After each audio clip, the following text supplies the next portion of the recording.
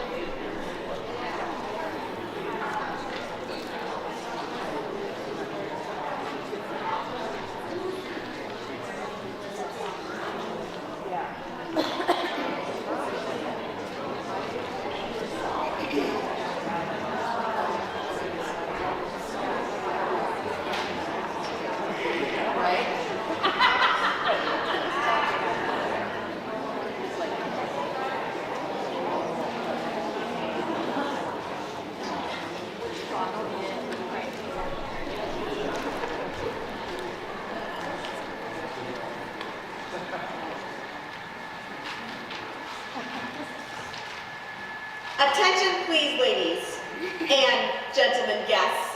We are about to begin. Thank you.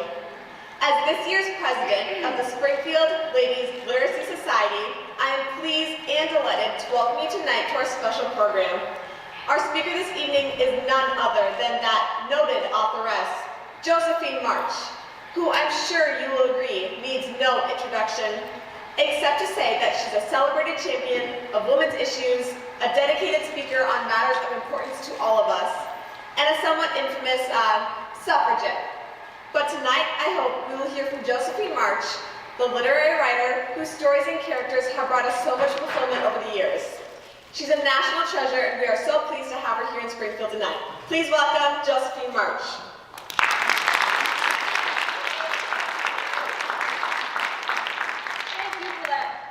Spirited welcome. Now, I don't have any plans for getting myself arrested while here in Springfield, but I will limit my talk to a rather safe subject: literary fiction. People ask why I became a writer, and I have yet to say that I don't have a satisfactory answer, except to say that I am who I am, and Jo March always wanted to write. If I can make you see the real Jo March, then you will see why I write. My life, I suppose, has been a series of adventures. Not one someone would think of as dazzling or grand, but the kind we all experience. And I realize that such adventures are no less remarkable than that of Odysseus. If I had to pick a moment in time, when I began this journey, it would be Christmas of 1863. We lived in a small New England town, not unlike this one, far away from a raging war. Father had lost a great deal of money in a bad business venture some years before, and the March family was not as grand as it had once been, but we made ends meet and were able to keep our house. When the war came, Father was too old to go as a soldier, so he joined Mr. Lincoln's army as chaplain. He had left the spring before for Virginia, and money matters were even more difficult than ever. But still, it was Christmas Eve, and the March family was nothing if not spirited.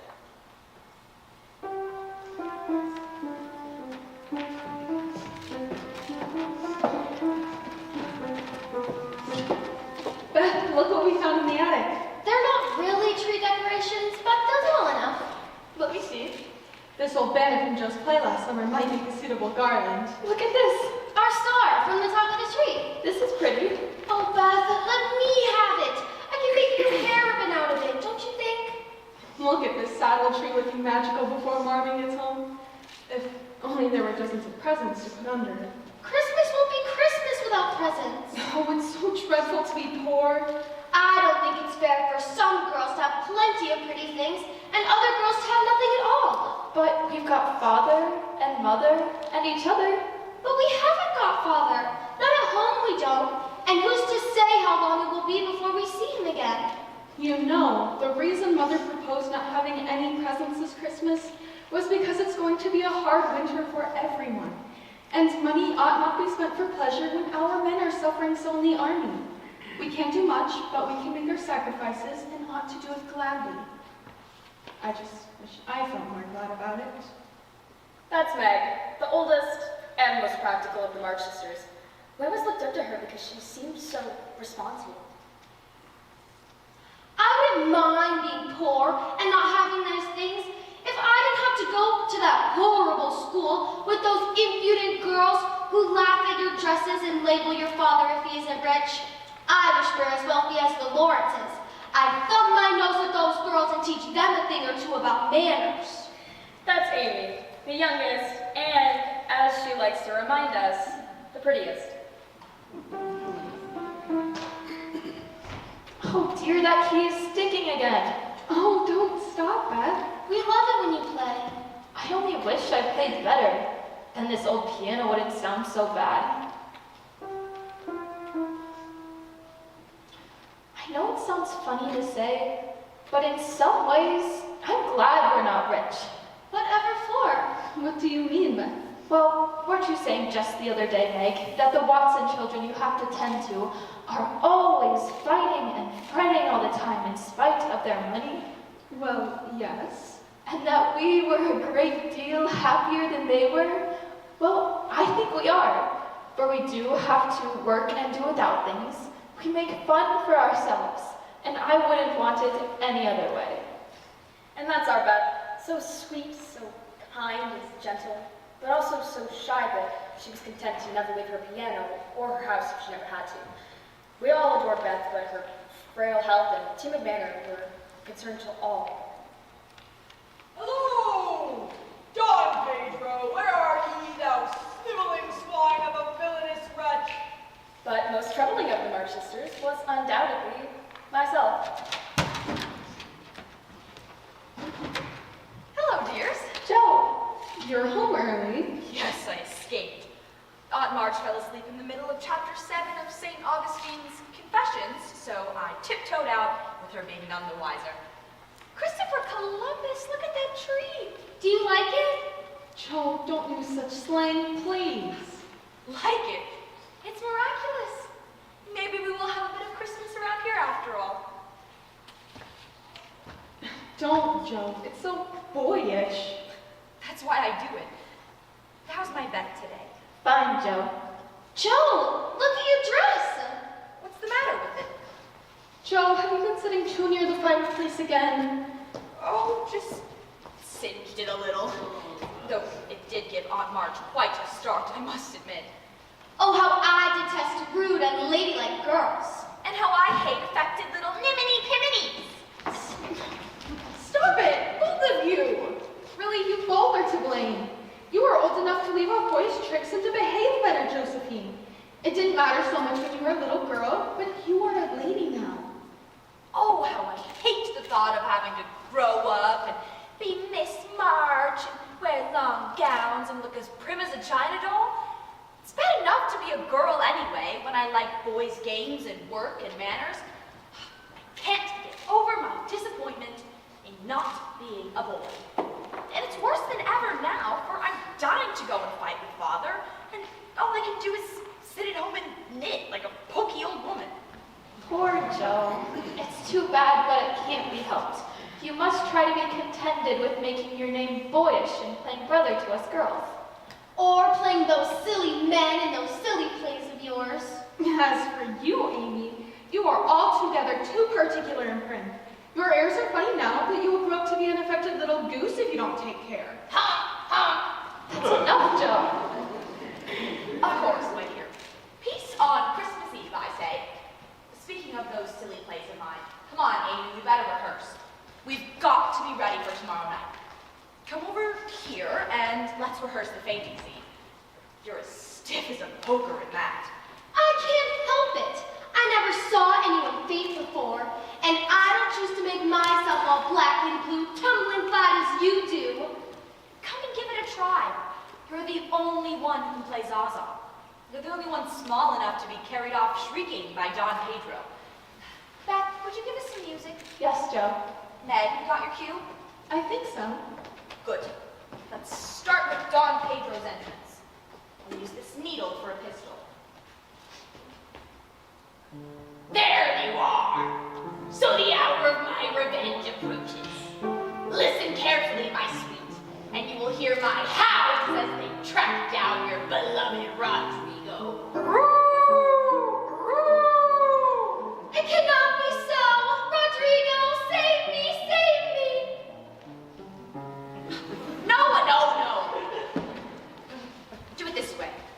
Clasp your hands so and stagger around the room, crying frantically, Rodrigo, save me! You see? Try it again. Oh dear. It cannot be so! Rodrigo, save me, save me! It's no use. Do the best you can when the time comes.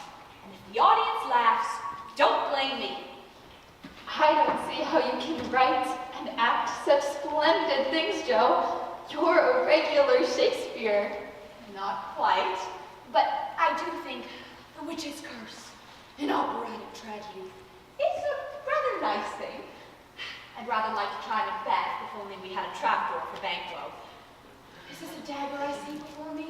No, it's that horrid hurricane lamp Aunt March gave us 2 Christmases ago. Glad to find my girl was so merry. Marmy! We had always called our mother Marmy as far back as I can remember. She was the most unselfish woman, and everyone in town admired her. Well, we thought she was the most splendid mother in the world. Well, how have you got on today, girls? Beth, was your cold all right? Meg, you look so tired. Were those Watson children in bad sorts today? Amy, was school all right? Joe, how did you find Aunt March today? She found her well enough, but left her sleeping. I've got a treat for you. A letter! 3 cheers for father. A nice long one. He says he is well and thinks they shall get through the winter better than he feared. He sends all sorts of loving wishes for Christmas and a special message for you girls. I'll read that part to you. Here it is. Give them all my dear love. My dear love and a kiss. Tell them I think of them, pray for them, and find my best comfort in their affection at all times. A year seems like a long time to wait before I see them again. But remind me that while we wait, we must also work, so these hard days may not be wasted. I know they'll remember all I say to them, that they'll be loving children to you, and will do their duty faithfully and conquer themselves so beautifully that when I return, I may be fonder and prouder. I may be fonder and prouder than ever of my little women. Meg's right. I'm a selfish little goose. And I'll try not to be so rough and wild, but do my duty here instead of wanting to be someplace else. That's Hannah, our housekeeper, our cook, our Rock of Gibraltar. She'd been with us since Meg was a baby. Good evening, Miss March. Hannah, Merry Christmas. Merry Christmas. I best be telling you that a carriage had just pulled up, and I don't need to make you guess who it might be. Aunt March. Oh. Whatever can she want? Aunt March never goes out. Especially in winter. Joe, do you know anything about this? Well, Josephine! Yes, Aunt March? It seems you neglected to relay your Christmas wishes to me before leaving today. I'm sorry, Aunt March. Merry Christmas, Auntie. Girls, please offer your best wishes as well. Aunt March was my father's aunt and was extremely rich and extremely unpleasant. She was widowed and childless and rarely left her house on the hill because of her many ailments. Aunt March did hire me as a companion when father left for war, and it was my job to read to her and be at her beck and call. Josephine left today before I had the chance to give her these. $1. $1 each for each of the girls. thank you, Aunt March. You can thank me by spending it wisely and not in the foolish manner that young girls are accustomed to these days. Yes, Aunt March. Thank you, Aunt March. Won't you stay for some tea? Nothing of the kind. I must get back home before I catch my death of the cold. It was not a trip I anticipated on taking. I understand, Aunt March, but you'll be glad to hear I received a letter today from Mr. March. He says he is well, thank God, and speaks optimistically of the winter ahead. Foolish nephew, to run off and join the army at his age? Where does he get off doing such a thing? And to leave a family behind for others to take care of, no less. We take care of ourselves. Joe, thank you for coming, Aunt March, and please accept my warmest Christmas wishes. Yes, good day to you all.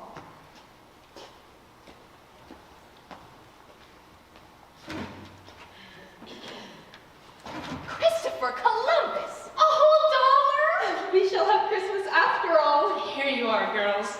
Can you believe what she said about father? I shall get a nice box of Faber's drawing pencils. I really need some. I'm going to buy that blue and yellow bonnet. You know, Joe, the one we saw at Mason's? Nothing like that for me.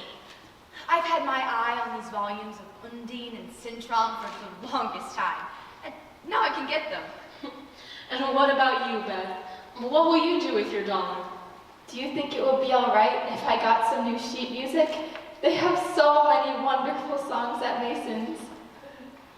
Maybe I should get a new hair ribbon instead. What do you think, Meg? Why not buy only a few pencils? Then you might have enough for some ribbon as well. Miss March, this has just come. The German boy brought it down the back door. I told him to wait. It's the Hummels. Oh dear, I think Mrs. Hummel's baby's coming soon. Hannah, fetch my cloak. But you haven't had your Hurry, there's no time to lose.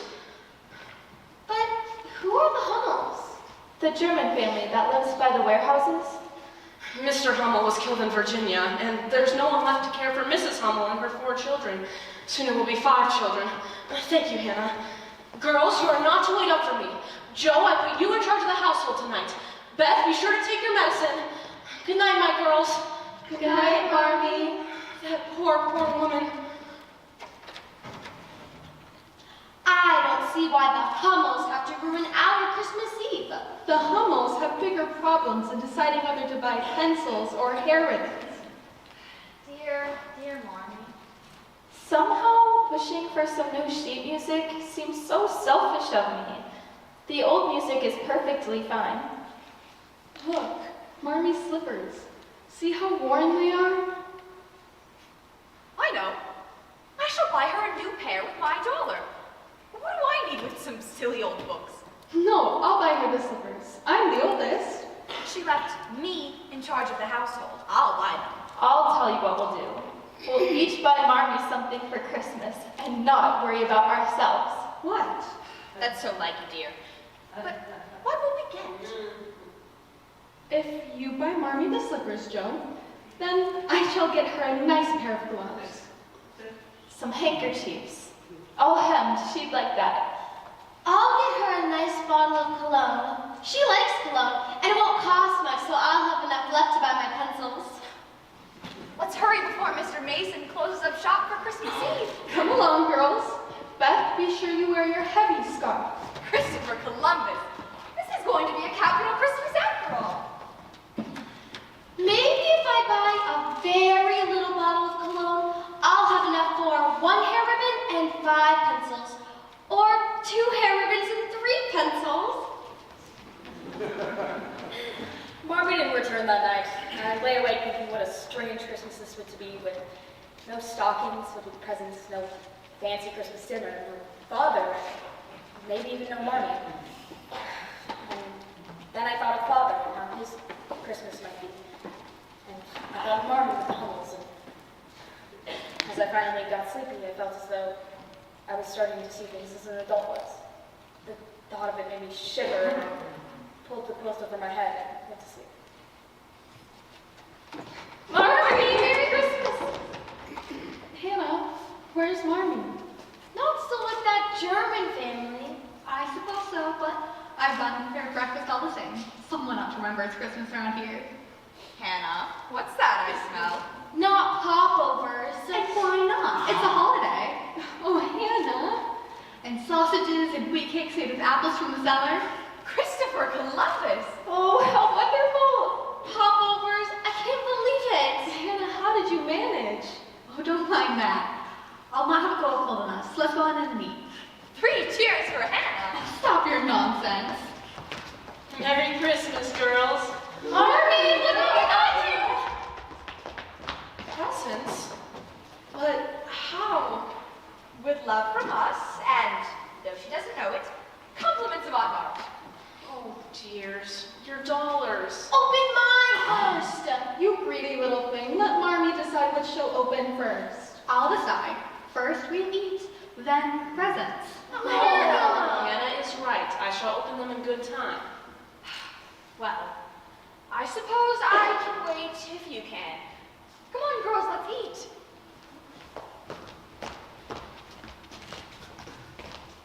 What is it, Marmee? Are you all right? Exhausted. That's what she is. Oh, Marmee, sit down right here. I am a bit tired, but I would like to say something before we all sit down to eat. Yes, Marmee? Mrs. Hummel had her baby early this morning, and, well, thank God, the little thing seems to be well enough, but the family, 6 of them, have no fire and are forced to huddle together on one bed to keep from freezing. They have no food and they struggle so. My dears, I'd like to bring them some firewood before I do anything else this Christmas. Of course, Marmee. And we And will help. there's one more thing I'd like to ask of all of you. Would you be willing to give the Hummels your Christmas breakfast as a present? I know Hannah has prepared something special for you all, but, well, It's a good thing you came home before we ate it all by our greedy self. Yes, Maureen. Let's do it. Of course we will. Even the popovers? Certainly the popovers. Let's hurry. Thank you, girls. I knew you'd do it. I'll let the fire in the car. I'll push the cart. Do we have any fresh cream, Hannah? Of course we do. We can warm the wheat cakes in front of the fire we make for them. Can I carry the popovers? Better let Beth take them, just to be safe. What a funny foursome of angels we were at the Hummels, all scurrying around in their shabby one-room hollow like schoolgirls on a class outing. Beth tended the baby, Hannah got a good roaring fire going, and the rest of us served food to the family, whose grateful expressions brought tears to our eyes, even as we couldn't help giggling.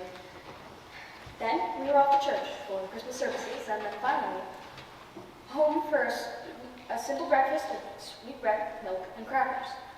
All in all, the Christmas was so little, and yet I cannot recall one richer in spirit.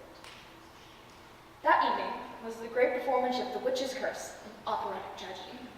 No gentlemen were admitted, but the all-woman audience was indiscriminately enthusiastic. Even the one or two who had actually seen a real play before.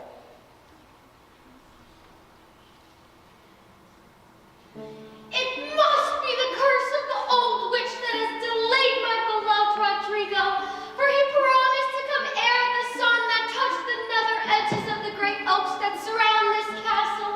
I hear horses in the courtyard, my lady Zaza. Perhaps it is he. Oh, tarry not and go find out my faithful nurse, for my heart will be forever frozen till I know 'tis he. Certainly, my lady.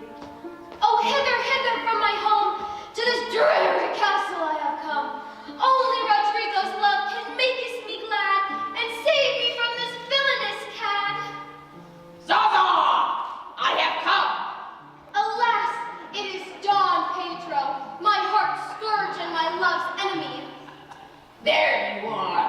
So the hour of my revenge approaches.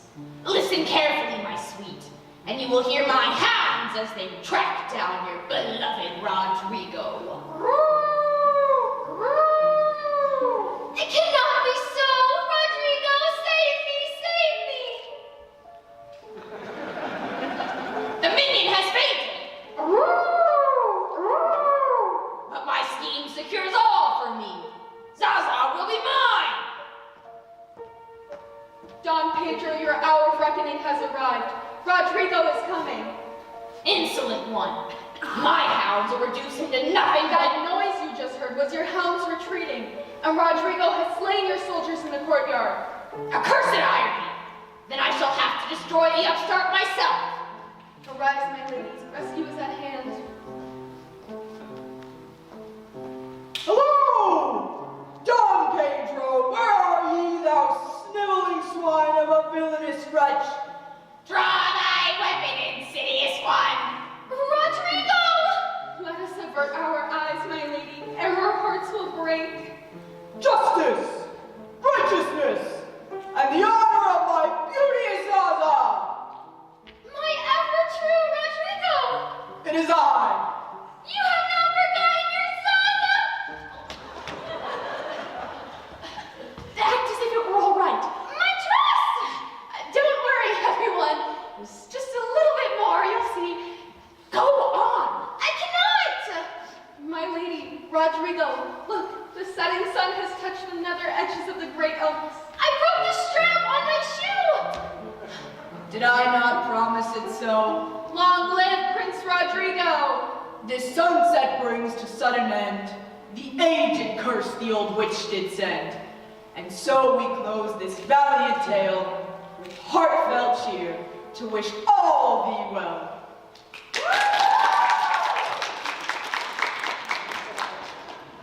My clever girls. I never thought I could do it. Could you see me shaking? I do wish you'd write less violent plays, Joe.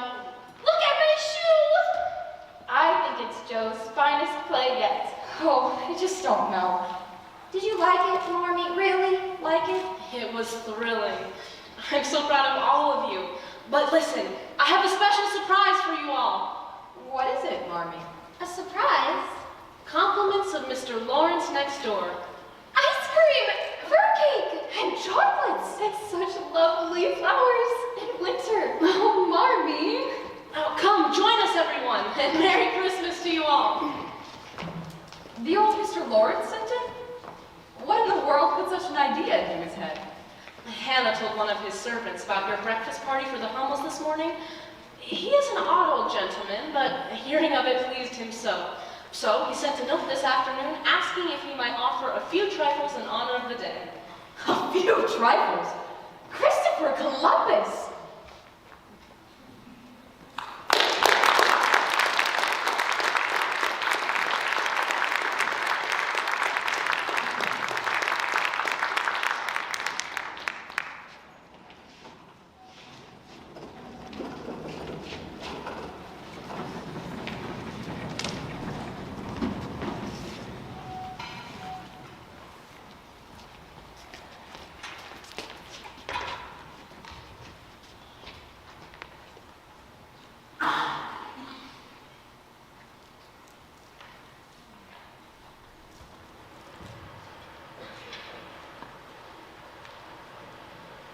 The Lawrence mansion was just a stone's throw away from our home. In fact, we seemed to live in the shadow of that great rambling house. Old Mr. Lawrence was a stern-looking old man who only went out under the cover of his big black carriage. Us girls had paid little attention to the goings-on and their inhabitants until that December. Mr. Lawrence's grandson, Theodore, came to live with him about Thanksgiving, but he seemed as secretive and reclusive as his father. I had a strong suspicion that it was the grandson who was responsible for our Christmas surprise. I was determined to find out, so I waited all day long until I saw the old man's carriage drive away. I'm so sorry, but you've just missed my grandfather. He's gone into town. He has? Oh, that is disappointing. You must excuse me then. So sorry. No, you mustn't go. I only came to beg you. Please, come in. We never get visitors. You see, and you're Josephine, aren't you? Why, yes. I mean, no. That won't be Joe. You see, Mr. Lawrence, I really only I'm not Mr. Lawrence. I'm only Laurie. Laurie Lawrence? An odd name. No, my first name is Theodore, but I don't like it because the fellows at school called me Dora. So I made them say Laurie instead. I hate my name, too. Josephine. So sentimental. I wish everyone would say Joe instead. How did you make the boys at school stop calling you Dora? I thrashed them. Oh. Well, I can't very well thrash on March, so I suppose I shall have to bear it. Boy, this room is capital, just capital. What I could do with a room like this. You mean for one of your plays? How do you know about that? I am very much alone here, and Grandfather likes his books and is quiet, and sometimes you forget to close the sitting room window at night, and I've seen you rehearse. You have? Oh, how I wish I could have seen the performance last night, but there were some ladies blocking the view. I'm sorry. Don't be sorry. It's just sometimes like looking at a picture to see the fire and you all gathered around your mother, and I can't help but watching it. I haven't a mother, you know. And that's why you've come to live with your grandfather? He took me out of school last fall and brought me here to be tutored privately. Grandfather doesn't take much store and schools and such, so here I am. Boy, must be dull as blazes all alone in a big old house like this. Oh, excuse my slang. That's quite all right. Christopher Columbus. If I'd have known you were interested, I'd have let you play Rodrigo. You would have been smashing. I'd have done my best. I played Macduff in school once. You did? Did they have a trapdoor? Then yield, thee coward, and live to be the show and gaze o' the time. Yet I will try the last. Before my body I throw my warlike shield. Lay on, Macduff. Who would this do for your Rodrigo? I tell you, Mr. Lawrence, Laurie, we'll never draw that curtain kindergarten again, and I give you leave to look on as much as you like. Better yet, come over and join us. We are neighbors after all, aren't we? Not strangers. Yes, but... Oh, your grandfather. Yes, he does seem a rather frightful old bird, but I'm sure I shouldn't be afraid of him. His mouth is grim, true, but he has kind eyes. Of course, he isn't as handsome as my grandfather was, but I think I like him all the same. Thank you, ma'am. Grandfather, you're back already. So, you're not afraid of me, eh? Not much, sir. And you don't think of me as handsome as your grandfather? Not quite, sir. And my mouth is grim. Well, But you like me in spite of it. Yes, we do, sir. You've got your grandfather's spirit, even if I happen to stay. He was a fine man, my dear. What is better, he was a brave and honest one, and I was proud to be called his friend. Thank you, sir. But what have you been doing with this boy of mine, eh? Only trying to be neighborly, sir. Of course. Something I am somewhat lacking in, you might say. Oh, no. In fact, I came over to thank you for that splendid Christmas present you sent us yesterday. That was very much the boy's doing. John, this is Mr. Brooke, my grandson's tutor. John, has your pupil been attentive today? It's the holiday season, and every student tends to get a bit... Exactly. Do you think he would suffer much of a disciplinary setback if I arranged some sort of social gathering in this house? Let us say New Year's Eve. Not at all, sir. Then we must entertain such a notion. What do you say to a dance? Young people still enjoy dances, I suppose. Oh, thank you, Grandfather. Do you mean it, sir? Now, I wouldn't say it if I didn't mean it.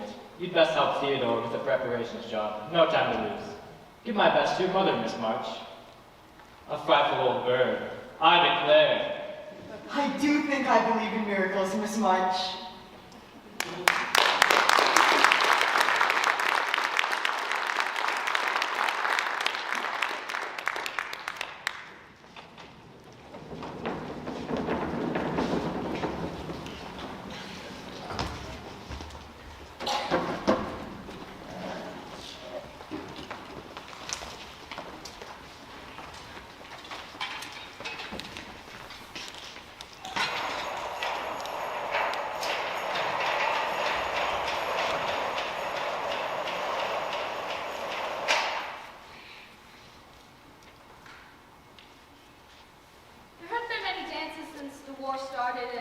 Even fewer that the March family were invited to, but we meant to have a glorious time anyways. Beth and Amy were considered too young for dancing, but were invited to stay for supper. And, well, for Meg and I, we were struck with delightful pain. Oh, this hair ribbon looks so sad. How I wished for a long, beautiful yellow one. It looks fine, dear. Do I really have to go, Marmee? I'd much rather stay here with you. Mr. Lawrence has invited you, Beth, and it would be rude not to accompany the other girls. I wouldn't miss it for the world. And they will have music there, Beth. I heard Clara say that they have hired 16 musicians. There you go, Miss Meg. I got that sash looking as happy as I can. Where's Joe? Joe! 16 musicians? Is that true, Meg? Girls, have you got your gloves? Joe's getting mine. Joe! I heard that Lorraine Gardner is wearing that all-silk dress she wore at the Harvest Ball. How ostentatious of her. Look at the time, girls. It'd be rude to arrive too late. Joe! I'd look better than Lorraine in that silk dress. It's just my color. I say we call off the whole thing. Look at my gloves. Those lemonade stains didn't come off. Here are yours, Meg. They look fine. But you can't go without gloves, Joe. Whoever heard of dancing without gloves? Dancing? Not very likely with this. Oh dear, does the patch show? Something awful. Think that burn from the fireplace ought to teach me once and for all not to Tonight, get you must sit as much as you can and keep your back out of sight at all times. That would be a challenge. Maybe I can stay out on the porch all night so I have an excuse to keep my coat on. It's hardly noticeable, Joe.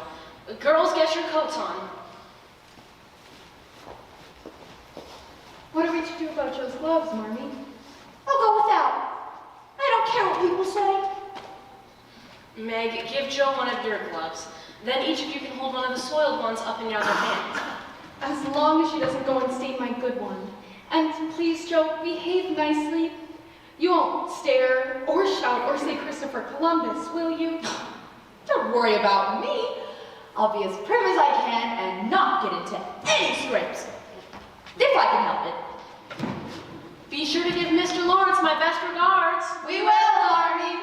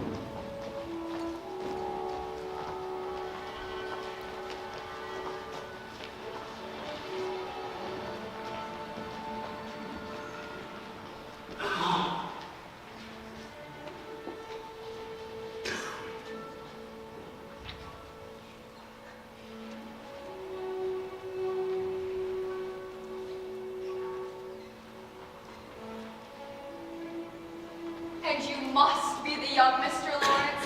Oh, but we've heard so much about you. May I present my daughter, Clara. Pleased to meet you. We were so hoping to sit near you at supper. As I was saying to Clara, I said how much the young Mr. Lawrence looks like his father. It's quite remarkable. You knew my father, Miss Muffet? Well, no. But one hears so much about him. The late Mr. Lawrence was very highly esteemed here in Concord. I see. I'm sure I speak for many others when I say how delightful it is to have you here, Mr. Lawrence. Thank you. I was saying just that to Clara at supper. Isn't it delightful, Clara, to have you? Excuse me, but it seems they've started the dancing here, and I'm sure Clara's dance party is quite full, so... Actually, she does have a dance room still open. Mr. Lawrence, if you would care to... Mother! Oh, I believe I promised his first dance to somebody else, and here I stand, babbling away. John, perhaps. May I have this dance with you? Why, yes, Mr. Brooke.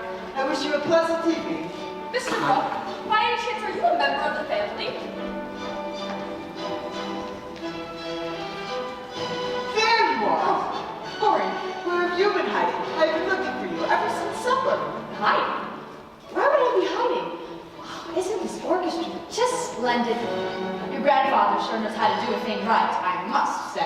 There'd be no dance tonight at all if it weren't for you. Nonsense. My only regret is he saw fit to invite so many people that I've hardly the chance to speak to you all evening. You can talk to me any old time. This music. Then let's not waste it. Where's your dance card? I lost it. Then I claim this dance for myself. No. I mean, I can't. For a promise, Meg, I wouldn't because... Because what? You won't tell? Not a word.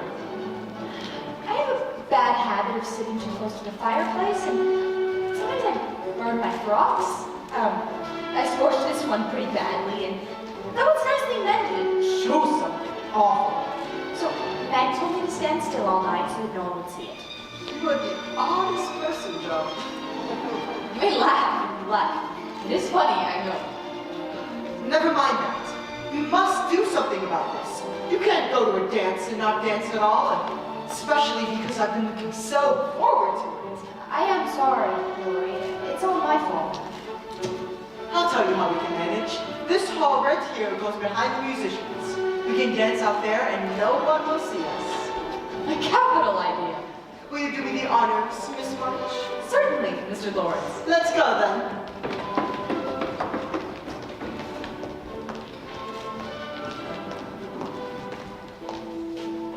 Are you all right, Miss March? Oh, ever so fine. I'm having a marvelous time, but, well, it's just, I would like a breath of air. It's cooler out here. I don't want to keep you, Mr. Brooke. Please go back in. I'd rather stay up here with you if you don't mind.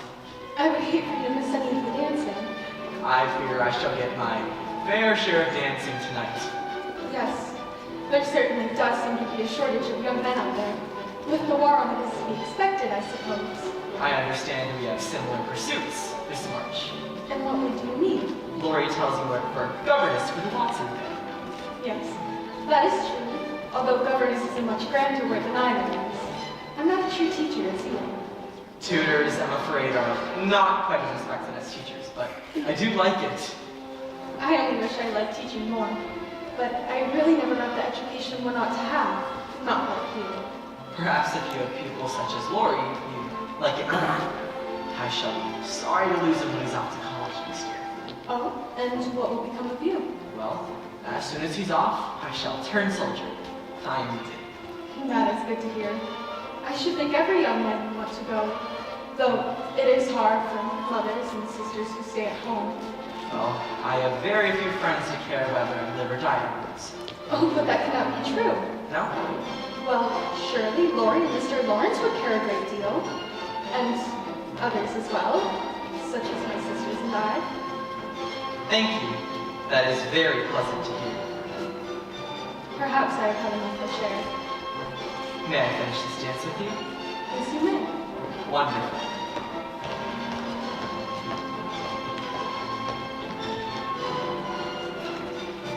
Amy, come back. Someone might see us. Would it be so awful? I want to see the dancing.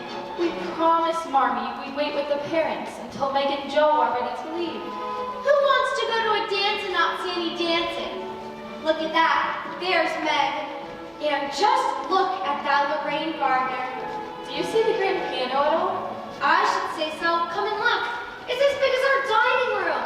Oh, the music is so lovely. I can't wait till I'm old enough to go dancing. Someone's coming. Let's sit up here on the steps. No one will see us. Do you see Joe anywhere?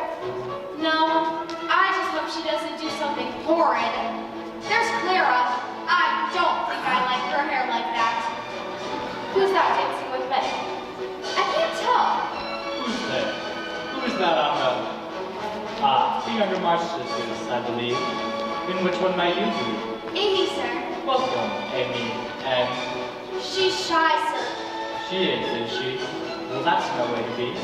She'd sooner die than talk to strangers. Is that true? But I thought we were neighbors. That's right, Beth. Mr. Lawrence is Beth. Sir? Beth, is it? Yes. You are the musical one, I understand. Oh, yes. Do you see that great nook of piano in there? A waste. It suffers from want of use. Perhaps you would be kind enough to come in and play sometime? I couldn't. Well, why not? Ah, you're shy, I nearly forgot. Well, you needn't see nor speak to anyone, just come on in whenever it pleases you. I am usually shut up in my study at the other end of the house, and John and Theodore can be quite busy with their tutoring. Not even the servants go in there after 9 each morning. What do you say? She'll do it, Mr. Lawrence. I can convince her. If you're sure I won't be disturbing anyone, I would dearly love to. Thank you. I shall be obliged to, but good evening, ladies. Beth, you were wonderful. You spoke to Mr. Lawrence like, I don't know what. Can we go now, Amy? Not just yet. I want to see who Clara dances with. Shh. But it is obvious, isn't it? What is, Mother? I never can understand you. The Lawrence boy.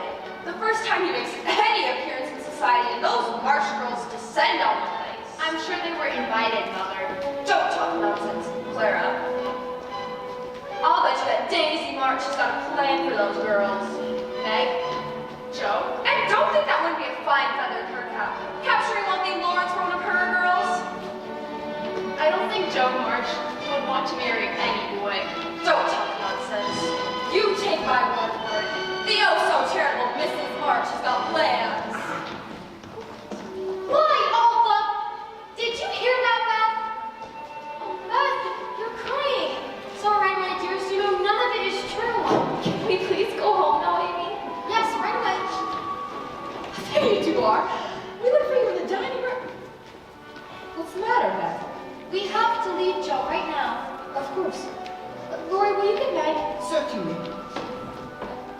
Amy, what's happened? We can't tell you here, not now. Let's go get our coats. What is it, Joe? Has something happened to Beth? I've got to go home right now. Something has upset Beth terribly. Oh, Lori, would you forgive us if we left right away? Please let me see you home then. Oh, we'll be fine. Would you give our goodbyes to your grandfather? Good evening, Mr. Brooke. Miss March, is it possible that we may meet again? No, I must get home now. I mean, yes. Yes, Mr. Brooke. Thank you, and good night. Miss March!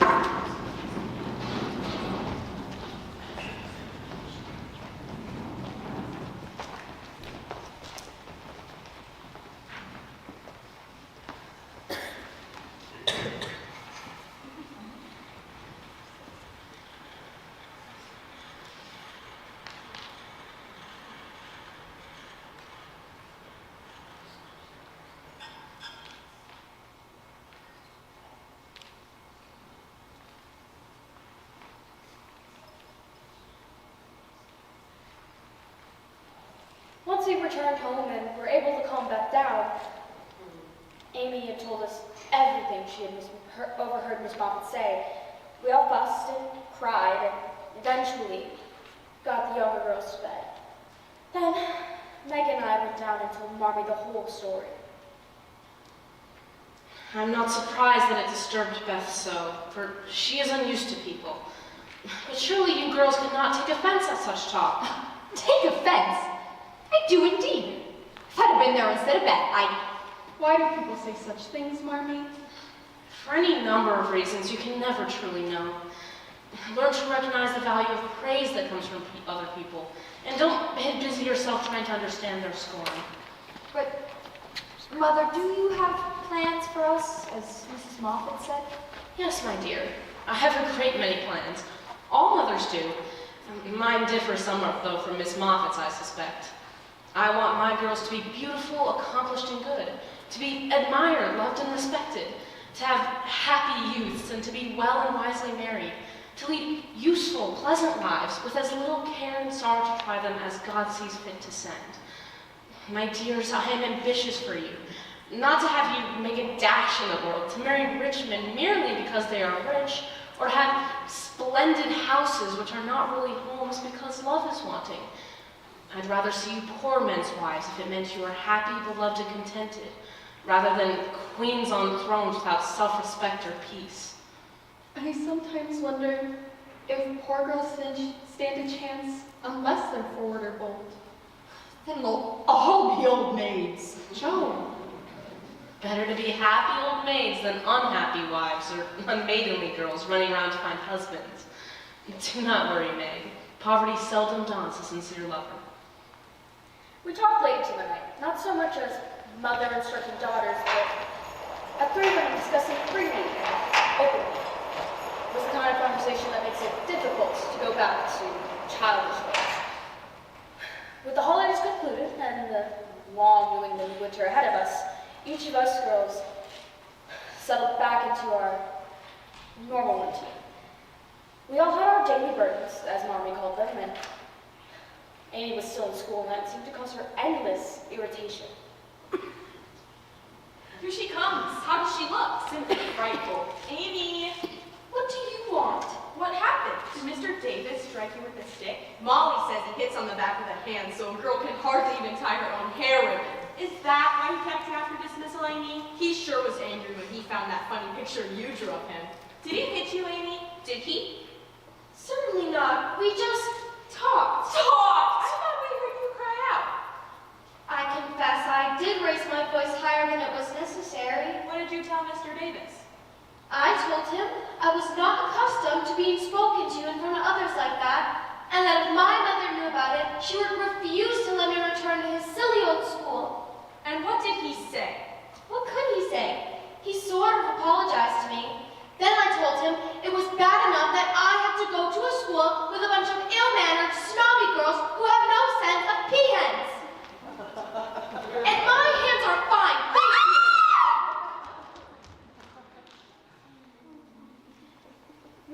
burden also involved little girls.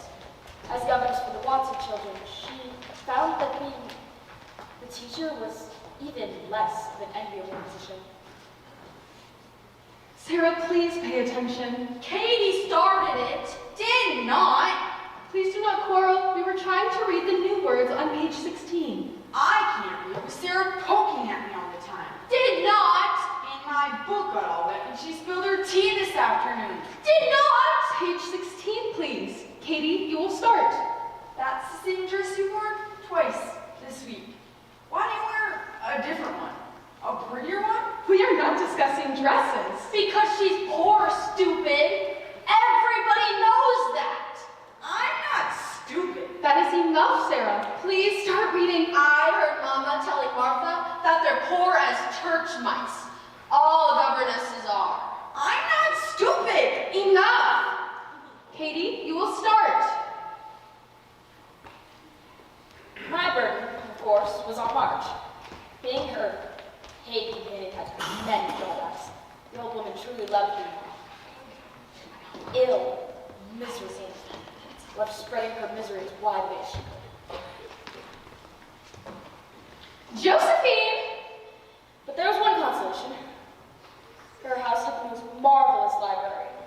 Uncle March had been quite a reader, and having already decided I was going to be a world-famous author, I would hide myself away in that library and read every time on March drifted off to sleep or gossiped with callers. Josephine! Yes, Aunt March? Where have you been? As if I didn't know. I pay you to keep me company, not my late husband's old books. What have you there? The Bride of Lammermoor by Sir Walter Scott?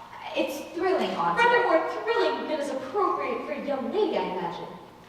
We will continue with Mr. Belshamp's essays. Let us reread the one on perseverance, as I have seemed enough during the later sections. Yes, Auntie. Walter Scott, the Bride of Lammermoor. What was my late husband thinking of? As for Beth, dear, sweet, and fragile Beth, neither school nor outside work quite suited her. Her shyness and fear of people made any efforts to introduce her to the outside world a painful failure. It took some persuasion on all our parts, but eventually she went over and started playing Mr. Lawrence's grand piano. How her face would shine every time she returned, telling us about the magical sounds she never imagined she could create. I had my own private world, a room in the attic where I retreated to do my writing when genius was burning inside. Joe? Yes, Beth? I'm sorry to disturb you when you're writing. I know how difficult it must be. Difficult? This wretched story just refuses to cooperate. I've got the princess in the tower, Ferdinand in the dungeon, and Christopher Columbus. Brain aches so. I shouldn't bother you then. No. Seems I've hardly seen you these past few days, Beth. I've been busy making these. What is it? Slippers for old Mr. Lawrence. He has been so kind to let me come over and play his piano. I must thank him somehow, and I don't know any other way. So I've needle-pointed this pair of slippers for him. Do you think it will be all right? A capital idea. And your needlepoint is top-notch. He couldn't help but love them. The only thing is, how do I give them to him? That shouldn't be too difficult. The next time you're over there, just tell him... Oh, no, I couldn't. That would be so forward. How's this, then? You write a note to go with them, and I'll get the package to Laurie. He can leave them on his grandfather's desk while he's out, and there you are. No, thank you, Joe. That's what we'll do. Lovely wrapping, Beth. Is this one of Amy's hair ribbons you've got on there? Oh, it's an old one she was gonna throw out, I think. Spring came, and with it, my first story that I felt confident enough to put out to try and sell. I wrapped up my manuscript as inconspicuously as I could and stole away to Main Street, where the newspaper's editorial office was situated over a dentist's parlor. Then I presented my magnum opus to a balding editor who seemed to care less.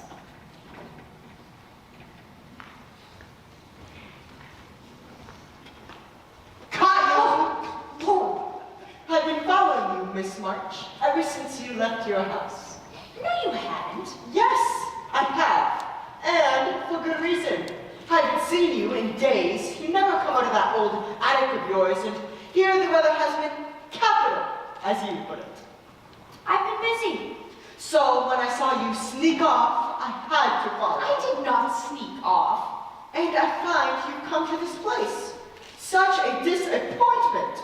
And here I thought Joe March had a mysterious dark secret. No. And stop being such a child. You're older than I am. By 2.5 months. So, did you have a bad time in there? Not very. You had got through quickly. Yes, thank goodness. Why did you go alone? Didn't want anyone to know. You are such an odd girl, Joe. How many did you want to come out? Only one. Now, how many did you... What's so funny? You! Where do you think I've been, Maury? The dentist, of course, I saw you. Oh, I guess I still have a secret after all. I have a secret as well. Have you? And if I tell it to you, you must tell me yours. Is your secret a nice one? Oh, isn't it all with people you know and such fun? I've been aching to tell you for days. Come, you begin. You won't say anything to anyone else, will you? Not a word. And you won't tease me in private? I never tease. Yes, you do. But no matter. I've just left a story of mine with the editor in the newspaper's office up there. He told me he'd give me an answer next week.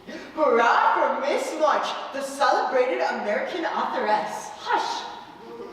Won't come to anything, I dare say.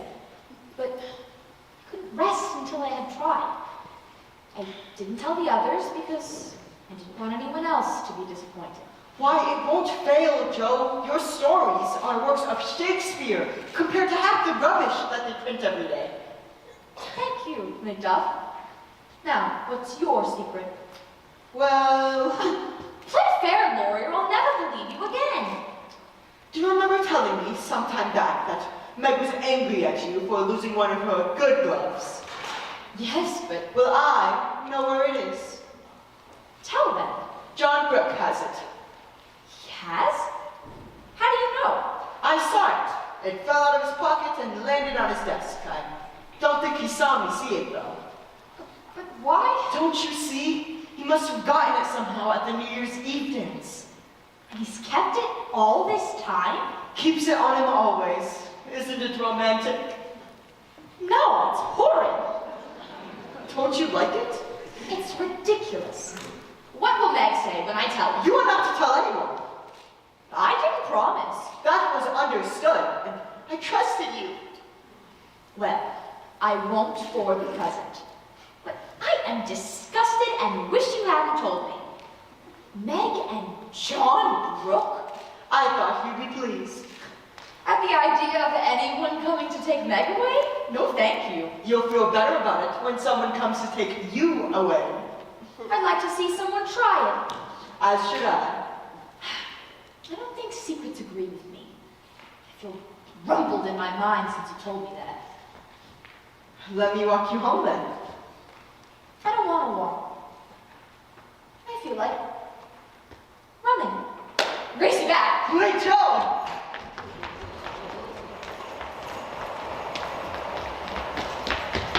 Joe! Good afternoon, Miss March. Is it? Joe, how could you go running like that? At your age, what will people say? When will you stop such romping ways? Never. Till I'm stiff and old and have to use a crutch. Mr. Brooke, I hope you will excuse my sister. No good trying to apologize for Joe. Nice talk, Lori. You were running just as fast. Faster. I could have caught you, but I'm much too eject. I feel it is I who must apologize for my student's behavior. It does not reflect well on a tutor when his pupil... Oh, bosh and nonsense. nonsense. Joe! I'm going in. Goodbye, Lori. Are you coming, Meg? In a moment. Good afternoon, Mr. Brooke, and thank you for your company. The pleasure was all mine, Miss March. And thank you, Mr. Lawrence, for the gala. It was indescribable. And same to you, Josephine. Ta-ta! Come along, Lori. Bye. Joe March, I'll never talk to you again as long as I live.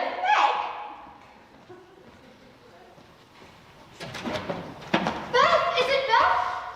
Meg, we were waiting for Beth to come back from Mason's and thought you... Look! A piano! Can you believe such a thing? Is it from... I should say so. 3 of his servants brought it in not 10 minutes ago. What a capital fellow old Mr. Lawrence is. There's a letter, too. What does it say? It's addressed to Beth. What can be taking her? I can't wait to see her face. Here she comes. Let me tell her. I was here when they brought it. Calm yourselves, girls, or you'll frighten dear Beth. Hush, everybody. Marmee, they didn't have any more blue thread at the store, so I bought... What has happened? It was delivered while you were out. But And there's a letter for you. for me? It's from the old gentleman. Tell us what it says. Read the letter. We're dying to know. You read it, Marmee. It's so lovely. It's addressed Miss Elizabeth March. Dear Oh, how nice it sounds. I wish someone would write me so. I have had many pairs of slippers. Of slippers in my time, but I never had any that suited me quite so well as yours. The delicate needlepoint on them reminds me so of my own gentle mother's hand, and I will always treasure them. I have delayed in thanking you, I fear too long, as I contemplated how I could repay you. I like to pay my debts, so I hope you will allow the old gentleman to send you something which once belonged to the little granddaughter he lost. I have long hidden her things away, but when I saw you on the steps that evening, you reminded me so of her. I can think of no better place for her piano than with you. With hearty thanks, I remain yours. Your humble servant, James Lawrence. Christopher Columbus! You've made a friend, Beth. Your humble servant, James Lawrence. Only think of him writing it to you. I can't wait to tell those girls at school. Play it, Beth. Let's hear how it sounds. Yeah, play that thing you were practicing yesterday. I must thank him. Of course, dear. You write a little note. I'll bring it over. I can bring it over. No, I must thank him now. Yes, now. If that isn't the strangest thing I've ever seen, I'd say that the piano has turned her head. Marmee, do you think Beth is all right? I'm sure she is. Let's watch through the window. There she is, at the gate. She's turning back. She's gone scared. No, look. She's going up to the door. I do believe the world is coming to an end. What is it? I must thank you, sir, for...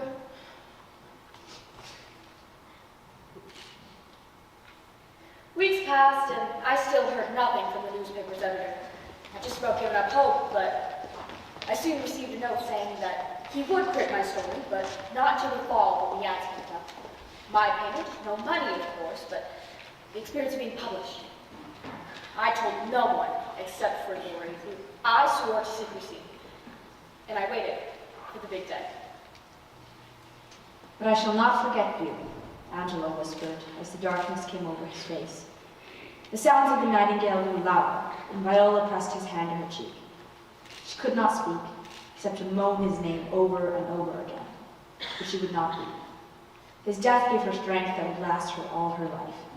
And when it came time for the nightingale to sing one last song for her, the name of Angelo parted on her lips, even as did her last breath. The end. I like that story better than the one they had last week. This one is so romantic. Yes, but I don't know she would have wept real tears, I'm sure. I just love the name Angelo, don't you? Who wrote it, Joe? Your sister? You? You wrote it? Oh, I knew it. Oh, Joe, I'm so proud of you. Let me see. There it is.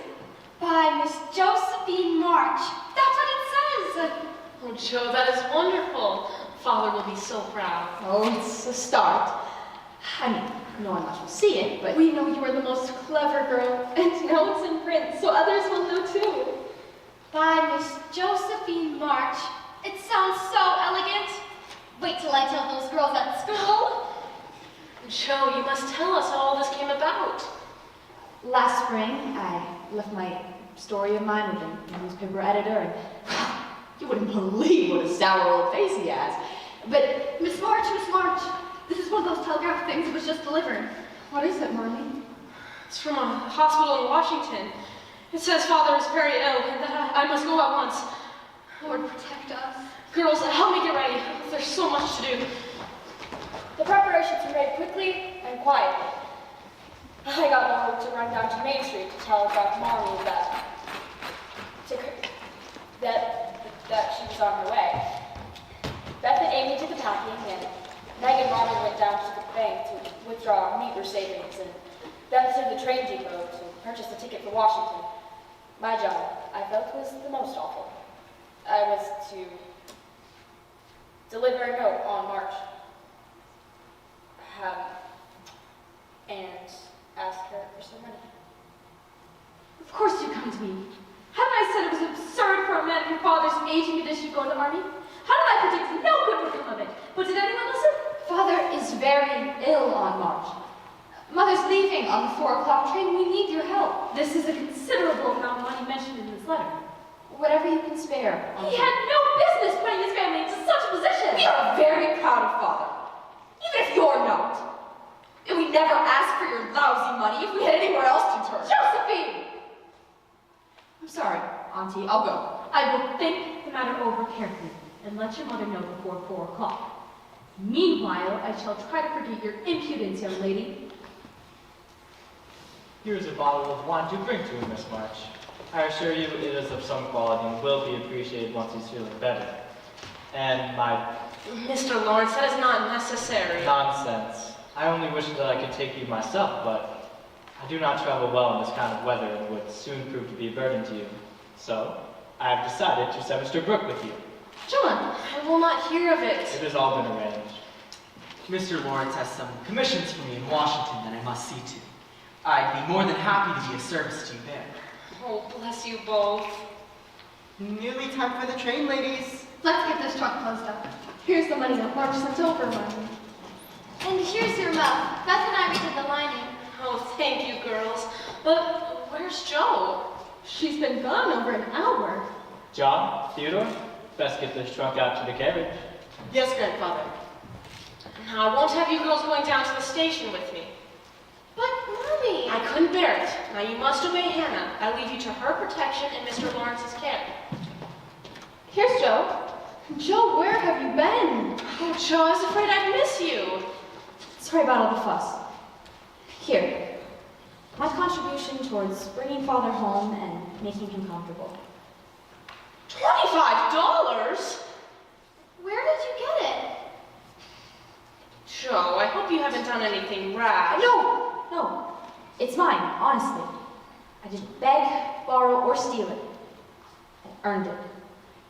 You see, I'm in a frightful mess of dealing with Aunt March, and... She already sent the money, Joe. Did she? Oh, I was hoping she would, but I couldn't be sure. I felt pretty responsible for making such a mess of things, and felt it was my job to... Well, I always sold it was my own.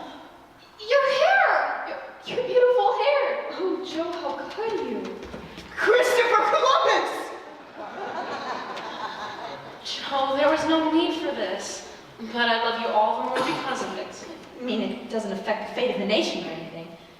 I was walking down Walnut Street, and there were these long tails of hair in the shop window, and they didn't look any better than mine. Plus, I figured it would do my brain some good to have that mop taken off. My head feels deliciously light and cool, and, well, if it looks a bit boyish right now, that's more my style, wouldn't you say? Joe, you are the darndest girl I ever knew. I will spend the money wisely, Joe, for I know what you have done to get it. Good train, dear ladies. Goodbye, my darlings. You must each write to me. Every day, Mommy. I will see to it. And be good and do not fret. And God will bless us and keep us all. Goodbye, Marmee. Give love to our father. Don't forget the lunch basket. Take good care of her, John. I will.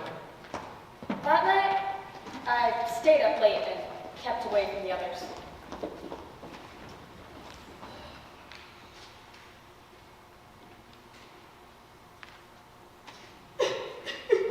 Joe, you haven't gone to bed yet either? No. I can hear Amy snoring up there. Thank goodness the young ones can sleep. Yes.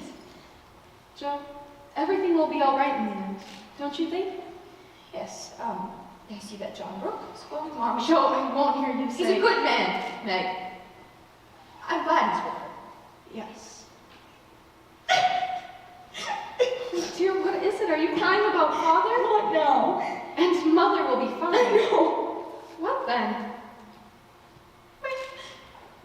My hair! The weather grew cold and rainy as the days got shorter, and the March family, scattered about as they were, all tried to stay together by way of the U.S. mail service. Dearest Mother, how happy your last letter made us all feel. We were so glad to hear that Father's leaving, that we laughed and cried over it all afternoon long. How kind Mr. Brooke is, and how fortunate that Mr. Lawrence's business detains him near you so long, since he is so useful to you and Father. Ma chère maman, I am behaving myself very well, even though Meg sometimes says otherwise, but I'm trying to keep the peace. Even when Joe acts so unladylike and I have to point it out to her. My French lessons are coming along well, but Hattie King does disturb me so when she talks French to me all fast, and she knows I cannot bonjour and merci like her, because I've never been to France. She has. The sleeves of my blue dress were all worn out, so Meg put in new ones, but they don't match like I wish them to. Dear Mother, I'm going to press some pansies in this letter for you and Father, for they're the last of the summer, and the frost came again last night, and the flower beds look so mournful. I've been practicing morning at rest on the piano, though it makes me so sad because it's one of Father's favorites.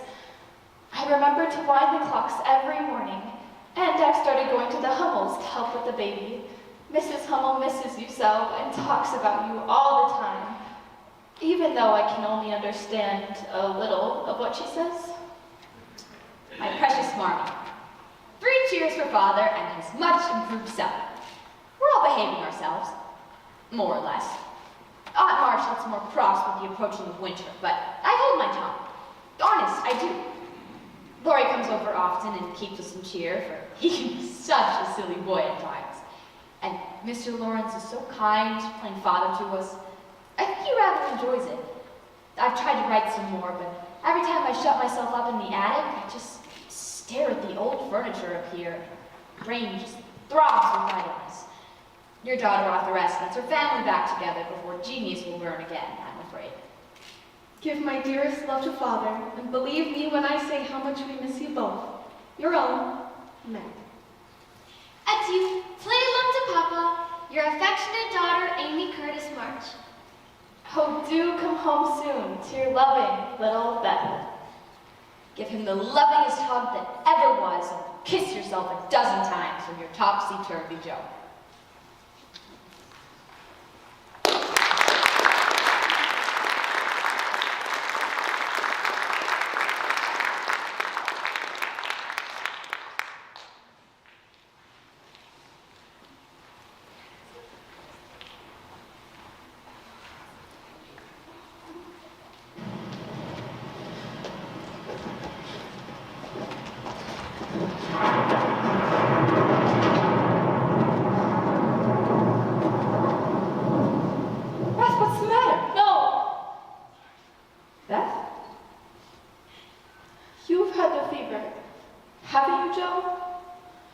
Years ago, when Meg did.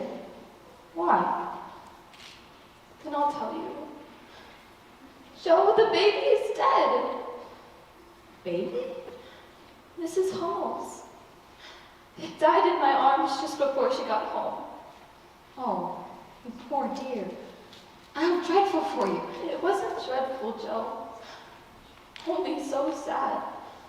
Mrs. Hummel had gone to get the doctor, and I held the baby and was singing to her that lullaby that Mommy always used to. And then the baby gave out a little cry, and then trembled, and then lay very still.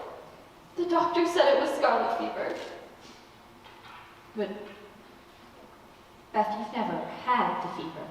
The doctor said to go home and take belladonna right away. And so you shall. Hannah! Let's get the sweat cloak off you. Come sit over here. We never should have let you go to the Hummels. I should have gone myself. Meg! Amy! Don't let Amy come near. She has never had the fever, and I should hate to give it to her. Heavens, what's all this shouting about? It's Beth. She might have the fever. Dear God, protect us. Beth did have the fever, and by the next morning her frail little body was burning with the ailment. We wanted to telegraph Marmee right away, but Hannah wouldn't hear of it. Amy, much against her will, was sent to Aunt March's house to stay, and twice a day Dr. Banks came by to check on Beth. Meg had a telegram that said, in case Beth's condition were to get worse.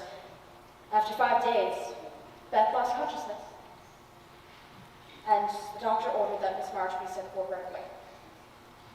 Meg went to go send the telegram, and I returned to my attic room feeling more despair than ever felt before. What is it, Joe? Is Beth worse? You sent for Marmee. The doctor told us to. Oh, Joe, it's not as bad as that. She doesn't even know us, Lori. When her eyes are open, she sees nothing. There's no one here to help us bear it. Mother and father both gone, and God seems so far away I can't find him. I'm here, Joe. Hold on to me. Beth is my conscience, my soul. I can't give her up. I can't. Poor girl. You're worn out. You've had no sleep. Lori, why is it that good, dear people always die young? Not always. That's just in books. Lori! If it's any comfort to you, your mother will be here soon. Perhaps not soon enough. Meg only sent the telegram now for her. But I telegraphed her yesterday. What? Hannah's instructions be dashed. I wired yesterday afternoon, and John answered she'd come at once. She'll be here on the late train. Oh, you did? Oh, Lori. I'm sorry. It was dreadful of me, but you're such a dear, and I couldn't help flying at you. I didn't mind. No, Marmie's coming. On the late train. I'm going to meet her at the station at 2 in the morning. You're an angel, Lori. How can I ever thank you? Find me again, I rather liked it. The hours ticked by slowly, but there was no change in Beth's condition. My God, if only Marmee would come. If God spares Beth, I'll never complain again. If God spares Beth, I'll try to love and serve him all my life. I wish I had no heart. It aches so. If life is often as hard as this, I don't see how we shall ever get through it. Hannah! Hannah, what's happening? Oh, my poor Beth.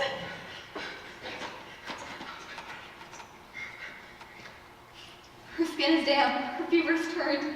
My goodness me. Thank you, Lori. Marmee! She's come! She's come! My girls, where's our Beth? Hannah was right. The fever passed, and by morning Beth's eyes were clear and quite bright. With Marmee home and all of us tending to her health, Beth gradually got her strength back. By Christmas Eve, she was well enough to join the rest of us. Here she comes. Mr. Lawrence, they're bringing her down. Watch out below. 3 cheers for Beth. Beth, look at the tree. It's not nearly as nice as if you'd helped. Don't drop her, Lord. She's light as a feather. Let's set her down on the chair here. Gently, Lori. Merry Christmas, my dear one. Thank you, Mr. Lawrence. Doesn't she look splendid? I'll go get the wine. Beth, Mr. Lawrence has provided the most marvelous treats. Once again. Grandfather can't help himself when it comes to the March girls. Are you comfortable there, my dear? Yes. One sip of this, Miss Beth, it'll put the color right back in your cheeks. I'll get the special wine glasses. After all, it is Christmas, isn't it? I brought a special present for the March family. Father! Return. And so the March family was all together once again. It would be the last time for the days that followed with the new experiences and new people. I can only pause and smile now when I think of that moment in time, that Christmas 1864. And I frown, and I laugh when I think of what may become of those 4 little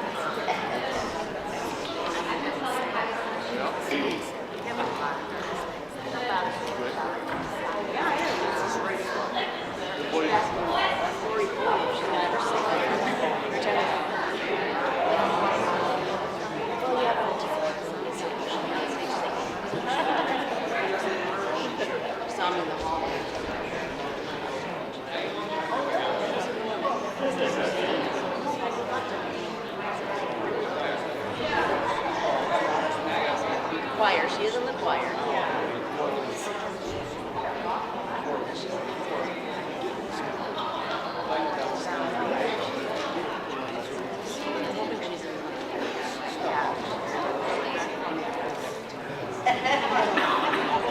I know, right?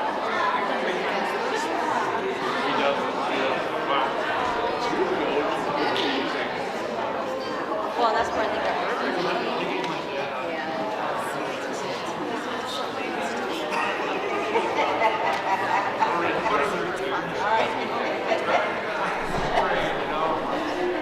How's it going?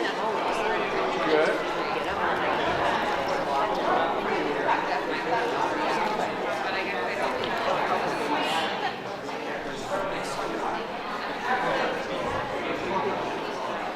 We'll see Brady in a second. Oh no!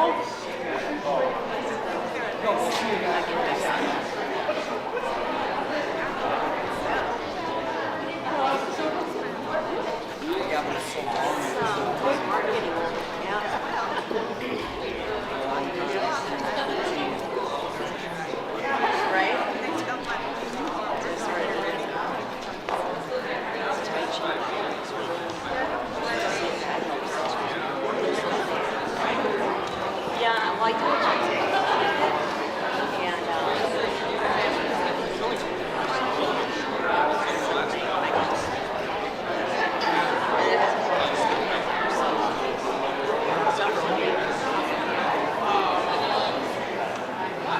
Yeah, well, it reminds me, we had Siobhan.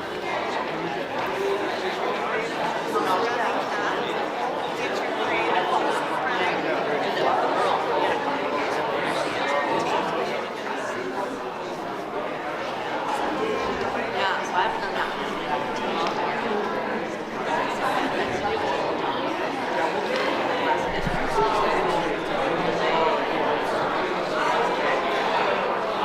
That was today. Well, he's just in one place.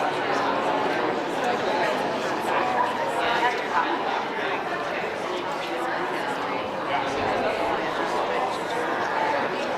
Yeah. But it gets me moving.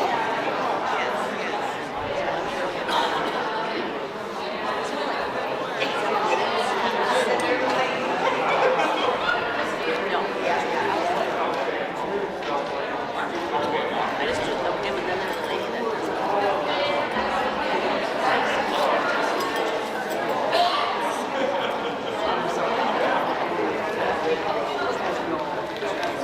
that's good for you too.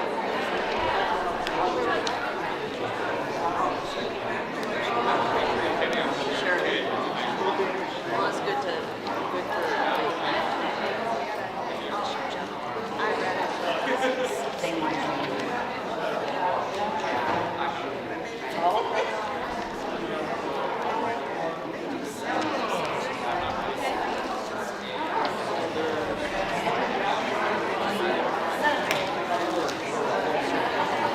Sure, sure. Yeah, right? Right? We did it.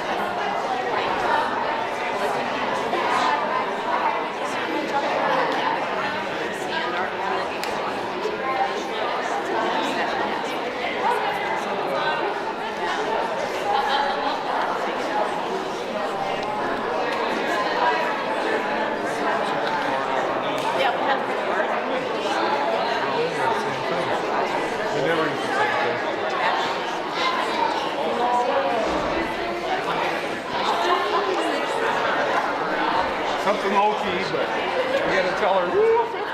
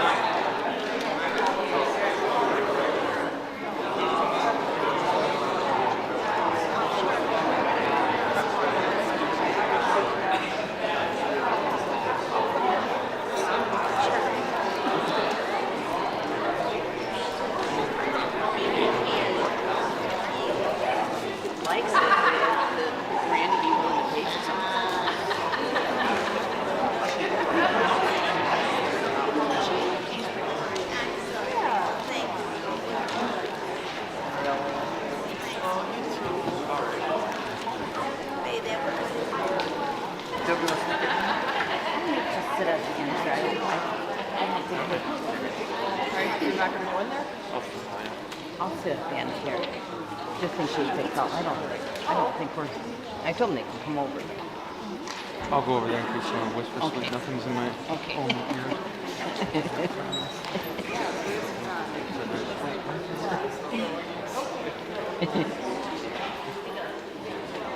So you just don't hear it very well. It's still working. Oh, not at all. Oh, you're kidding.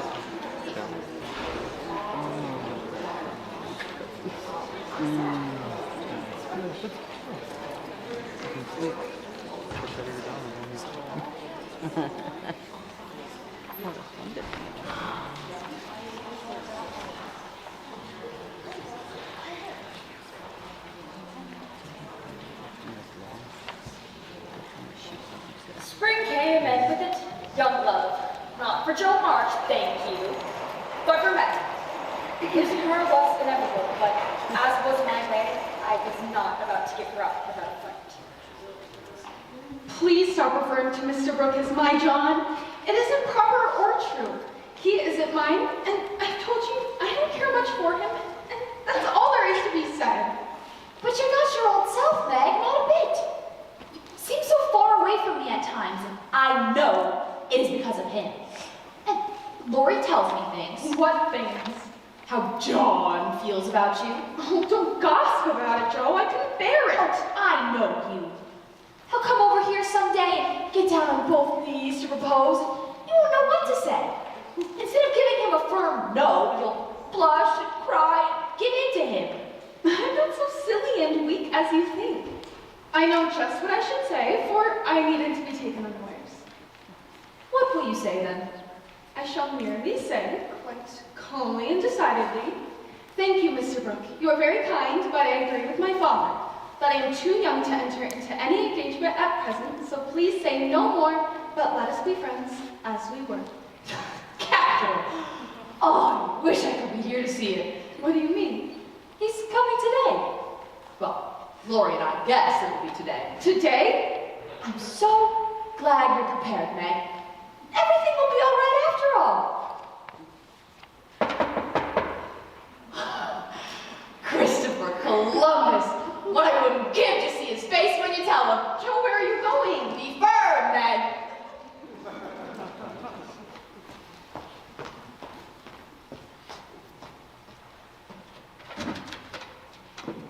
Good afternoon, Miss March. I came to get my umbrella that I left. That is to see how your father finds himself today. It is very well. He's in the rack. I'll get him and tell him you are here. Oh, please. Sit down. I'll get my father and... Don't go. Are you afraid of me, Margaret?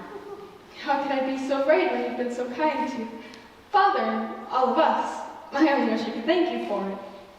Shall I tell you how? Oh, no. Please don't. I'd rather not. I won't trouble you, Meg. I love you so much. I only want to know if you care for me a little bit. Thank you, Mr. Brooke. You are very kind, but I don't know. Will you try and find out? I want to know so much. I'm too young. I'll wait, and perhaps in the meantime you could be learning to like me. Would it be such a difficult thing to learn? Not if I choose to learn. Please, choose to learn. And perhaps I can help you. I love to teach, and this will be easier than German. I don't choose. Please, go away and leave me be. Do you really mean that? Yes, I do. May I hope that you'll change your mind someday? Don't play with me, Meg. I didn't think that of you. Don't think of me at all, then. I wonder if that is possible. Bless me, what's all this? Excuse me. It's Father's friend. I'm so surprised to see you, Aunt March. That's evident. What is Father's friend saying to make you look like a peony? We were merely talking. Mr. Brooke came for his umbrella and... Brooke? The Lawrence's boy's tutor? Is that the sort of person you associate with? Hired help? Hush, she'll hear you. Don't hush me, young lady. I have something to say to you and I must free my mind at once. Tell me, do you mean to marry this person? For if you do, not one penny of my money ever goes to you. Remember that and be a sensible girl. I shall marry whom I please, Aunt March. And you can leave your money to anyone you like. Highty-tighty! Is that the way you take my advice, miss? You'll be sorry for it by when you've tried love in a shabby little cottage and found a failure. That can't be any worse than what some people find in big houses. Now, Meg, my dear, be reasonable and take my advice. I mean it kindly. I don't want you to spoil your whole life by making a mistake at the beginning. You ought to marry well and help your family. It is your duty to make a rich match. Mother and Father don't think so. They like John even though he is poor. Your parents, my dear, have no more worldly wisdom than two babies. I am glad of it. This tutor has no money, no respectable relations. I understand no prospects. John is good and wise. He's got heaps of talent. He's willing to work and sure to get on. Everyone likes him and respects him. And I'm proud to think he cares for me, though I'm poor and young and silly. He knows you have rich relations, child. That's the secret of his liking, I suspect. Aunt March, how dare you say such a thing? My John wouldn't marry for money any more than I would. Well, I wash my hands of the whole affair. You are a willful child, and you will lose more than you know by this piece of folly. Don't expect anything from me when you are married. I am done with you, forever. Thank you for defending me, Meg. John, you heard... And I thank your Aunt March for proving that you do care for me a little. I didn't know how much until she said all those awful things about you. And I ought to leave? No. May I stay and be happy? May I? Yes, John. Meg, what did he say to you? Christopher Columbus!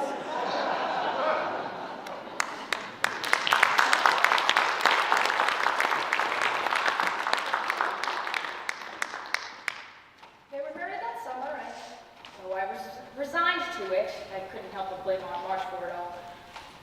War finally came to an end, and Father was hired as an assistant minister at the church, and Meg and John had moved into a little house not far away, and before a year passed, they had twins, a boy and a girl.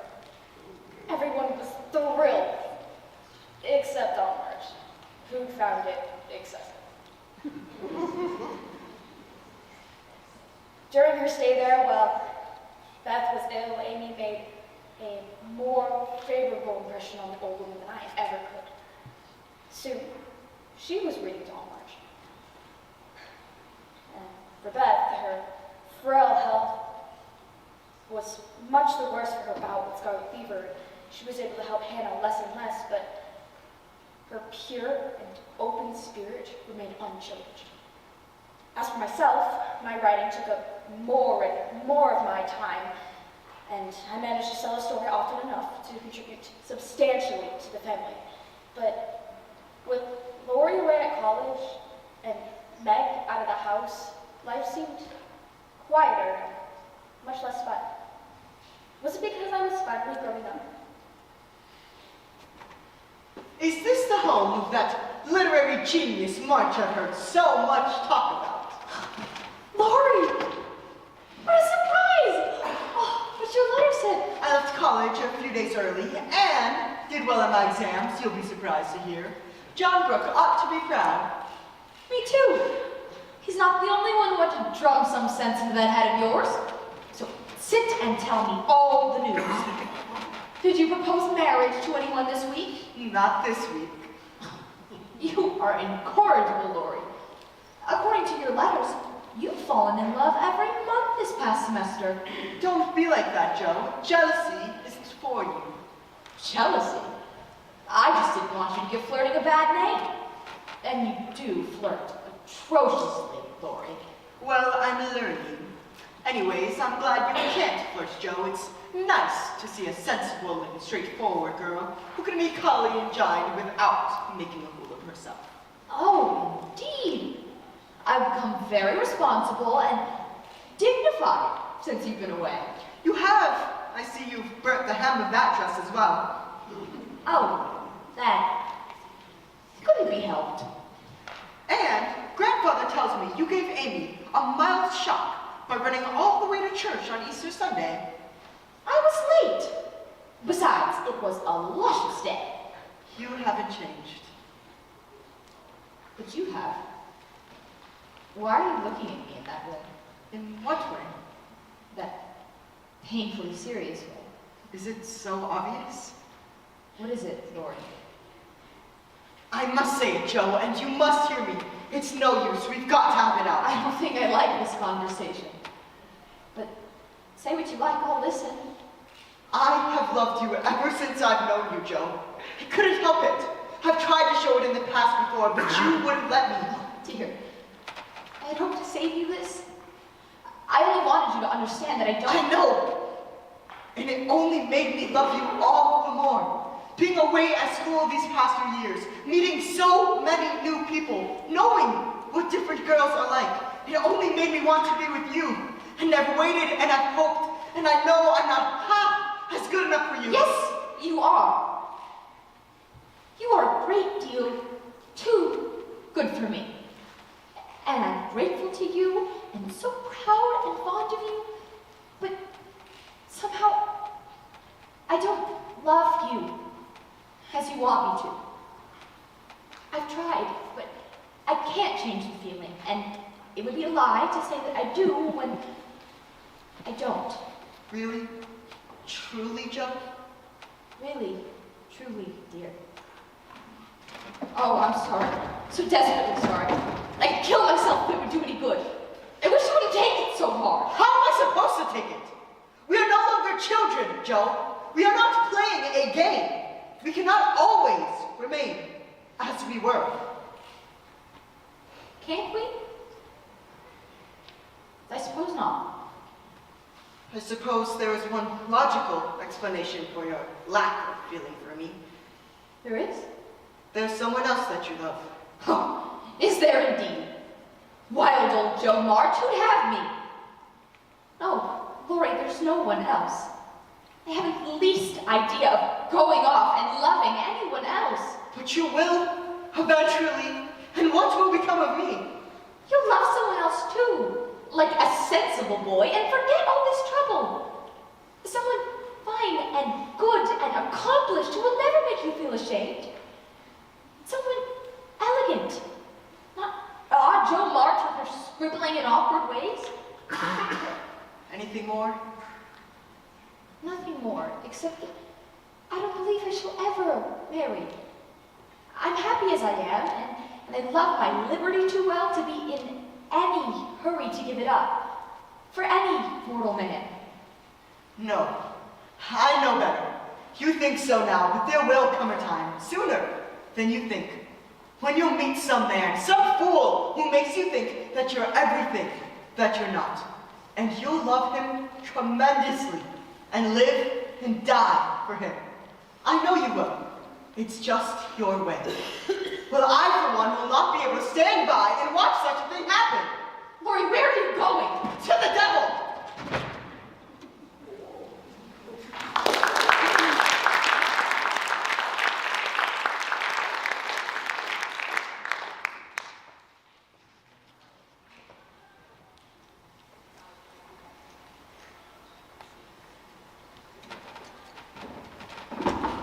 You asked me the other day what my wishes were, Marmy?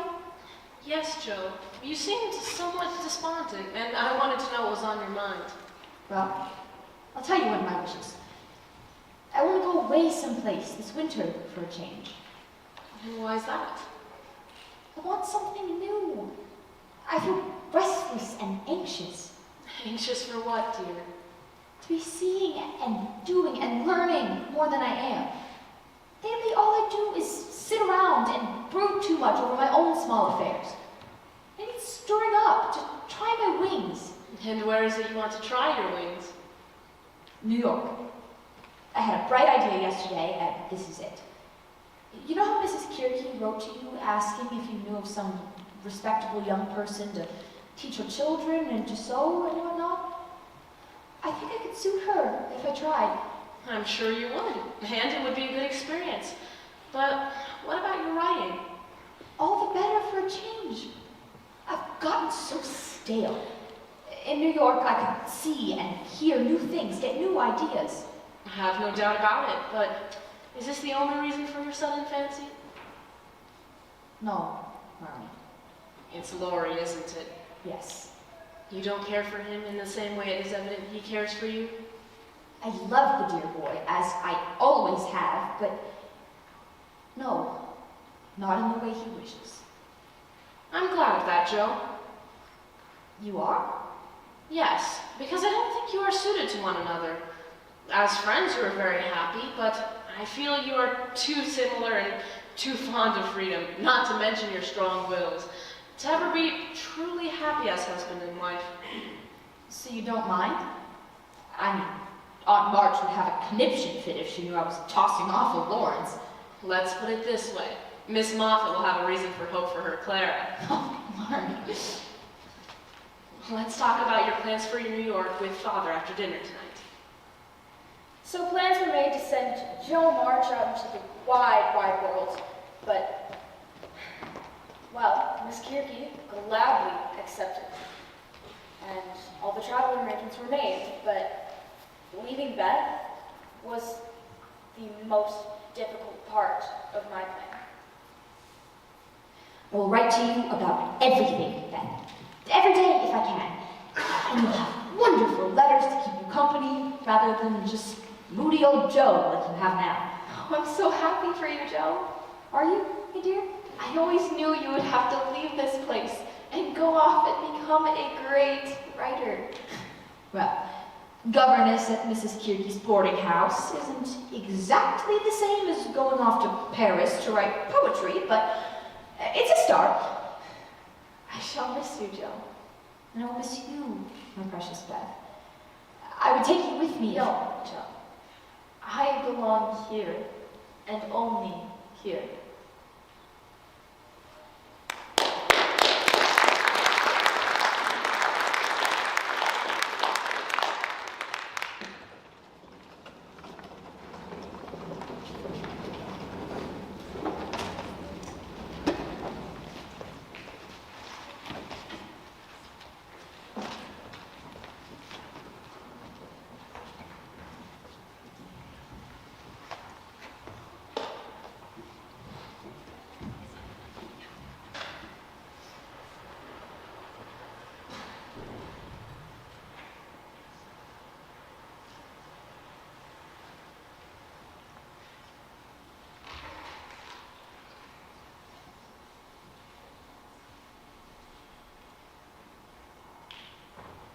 I arrived in New York so timid and nervous that no one at home would have recognized their wild Joe, but once in Miss Kierke's boarding house, I felt a little bit more sure of myself.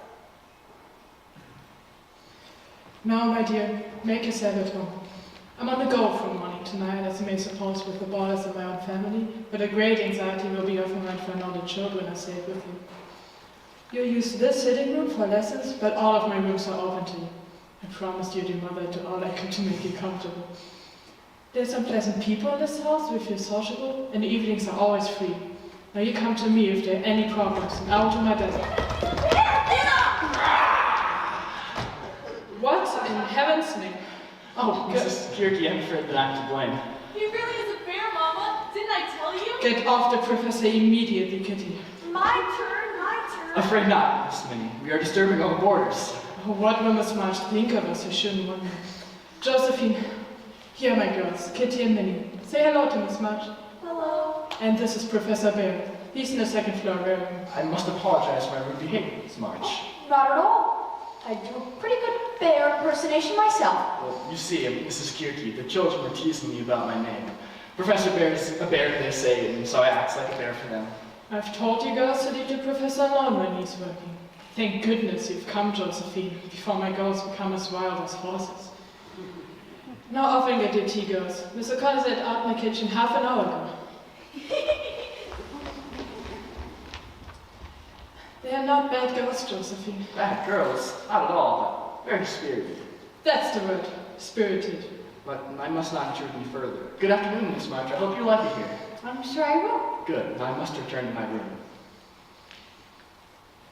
He's a dear man from Berlin, very learned and good when poor as a church mouse. He takes in pupils and does some translating, but in Europe he was quite a scholar, they say. It's a sad story. Now let me show you to your room. Right this way. It's got a fine view of the church tower. And so began my career as governess. As for my other career, New York was both a stimulating and discouraging place. I submitted a new story to a weekly newspaper only to be told that it's not sensational enough. It wasn't until I added gypsies, duchesses, bandits, and murderers that they liked it. So I became a New York writer of sorts. I had soon learned that Professor Bear was indeed a scholar, as Miss Kirby had said. This German knew more literature and English than I ever imagined knowing. Miss March. Hello, Professor. I've been anxious to show you something. What is it? I found the Emerson that was hiding in my room among all those books and papers that made such a mess. I want to give it to you. Right. Thank you, Professor. I shall return it as soon as I... No, it's for you to keep, but I want to give it to you because this book says what's in my heart about writers. Thank you. Read what's written inside. To Miss Josephine March, may your words be as extraordinary as the field you have chosen. Bridget Bear. Oh, Professor, I don't know what to say. Then say nothing. It makes me happy to give it. These words shame me, Professor. Why would you say that? Well, because I've yet to write anything extraordinary. I'm just a scribbler, and a pretty ordinary one at that. Perhaps sometime you'll let me see. Read my stories? Oh, I'd be too embarrassed. You know so much. I'd read them not like a teacher, but like a friend. Well, all right. I promise. Someday. Good. Now, you must tell me what you thought about the Goldsmith novels. As the weeks passed, I felt as if Miss Kirby's home was mine as well. Little Kitty and Minnie were indeed spirited, but we got along from the start, and we all liked each other. 8 plus 8 equals 16. 9 plus 9 equals 18. 10 plus 10 equals 20. Josephine, you're back, finally. We've been to the park. Is something wrong, Mrs. Kirky? We were counting lampposts, Mama, and squirrels, and dividing by 10. That's very nice, girls, but Miss March has visitors. I know. Yes, dear. Waiting in the sitting room. Come along, girls. 11 plus 11 equals 22. 12 plus 12 equals... Amy! On March! Joe! Finally, do you realize we've been waiting here for over 30 minutes? Hello, Auntie. But such a surprise! Amy, why didn't you write that you were coming for a visit? We aren't here for a visit. I thought we would pay a common courtesy call since we are passing through. Passing through? Our boat leaves this afternoon, Joe. I'm accompanying Aunt March to Europe. Oh, Amy, I'm so excited for you. I know I once spoke of bringing you along with me, Josephine, but Amy is a much more suitable companion, you must admit. I hope you don't mind terribly, Joe. I know you've always dreamt of going. Oh, I am disappointed, that's pretty certain. But I'll get there someday. And in the meantime, how marvelous for you, Amy. You'll see the world's great paintings and... I am going purely for medical reasons. I will be taking the waters in highly respectable places and tending to my health. I will write to you about everything, Joe. I believe Europe will make a real woman of me. I'm sure it will. And you'll meet a handsome Italian count, and marry into his title family, and live in a palazzo. And I'll send for you, and we'll dig in the Roman Forum for relics and carry out the plans you made so many times. Ridiculous chatter. The very idea. Come, Amy, we must see that my trunks are put aboard safely. Oh, must you go already? Steamboats do not wait for idle talk. Goodbye, Josephine. Goodbye, Auntie. I mean, bon voyage. Goodbye, Joe. I promise I will write. And if you'd like, I'll give my best to Laurie and Mr. Lawrence when we meet them in Paris. Laurie? In Paris? But didn't you know? Surely Laurie stopped by when they were in New York last month. No. They left on the 15th. I think that's what convinced Aunt March to go. She said if Europe was good enough for the Lawrences, it could be good enough for us too. Oh, goodbye, Joe.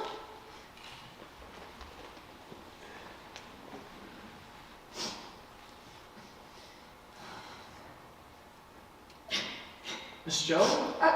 Yes, Professor? I wanted to talk to you about your stories, but this is a bad time. No. Very good time, Professor. You read them all? Yes. Well, give me the truth and don't be stingy with it. Miss Joe... Pretty awful, aren't they?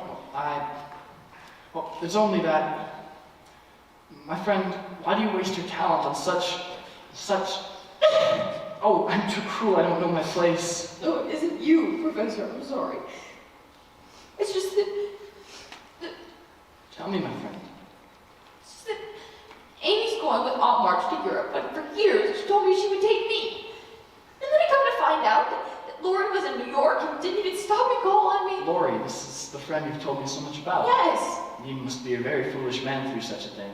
Professor, I am the fool. I deserve everything that's happened to me. And you're right about those stories. I ought to be ashamed. But, you see, the maid in the dungeon paid well enough for me to buy all of this year's Christmas gifts, and the gypsy lover let me send some money home and buy books, and... You have talent, Miss Joe. I can tell from you, so you have great talent. Do you really think so, Professor? But you must treat your talent with care. You must write only what you feel in here, in your heart, and in your soul, and well, then your talent will blossom, and you will truly be a writer. You're so kind, Professor. And you're wise as well. I will do what you say, and I thank you.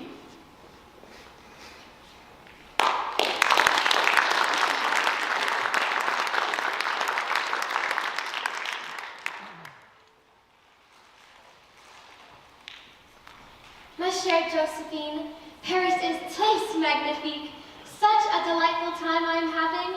And even Auntie has admitted on occasion that there certainly is something to France. For they have such a respect for the old and old-fashioned things. On sunny days, I'm in the Tuileries garden, and rainy days, I'm in the Louvre reveling through the pictures.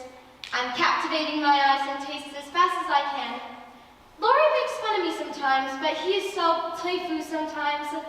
Yesterday, at the museum, I saw Napoleon's cocked hat and gray coat, his baby's cradle, and even his old toothbrush.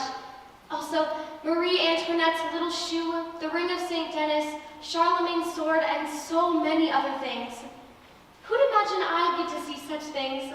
Oh, Auntie's calling now, I must close. I long to see you again. In spite of all my nonsense, I am votre amie.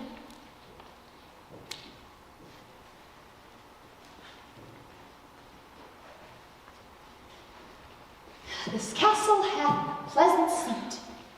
The air numbly and sweetly recommends itself unto our gentle senses. I don't know if the kind Mrs. Kirky would appreciate her boarding house being compared to Macbeth's castle. Oh, it's wonderful, Professor. It's always been my dream to see Macbeth performed on a stage. I thought it was your dream to play Macbeth yourself. That too. What I could do with the dagger scene. I should very much like to see it. That man tonight, he was capital. Exactly like I imagined. Though I would still like to get my hands on the Scottish thing. I will not yield to kiss the ground before young Malcolm's feet and be baited by the rabbit's horse. Bravo, bravo! That was always our favorite, Laurie and I. Tell me, have you heard from your friend Laurie? No, Amy saw him in Paris, but not a word from him. Oh, he did mess up everything there, Professor. Perhaps you only did what was in your heart. Perhaps. They'll never know for sure.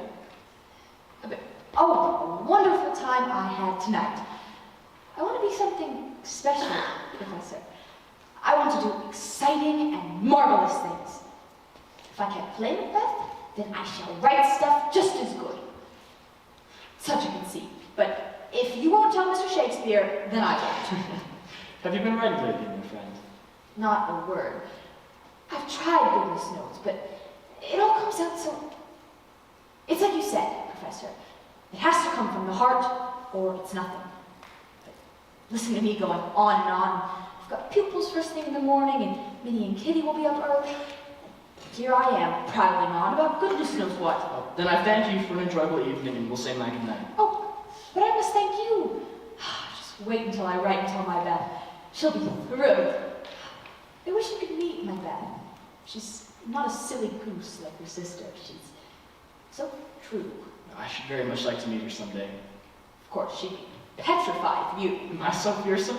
No, she just tends to shy away from strangers. But once she got to know you, she'd see What would you see, Miss Jo? a very kind, very dear friend. Someone she could trust and depend on.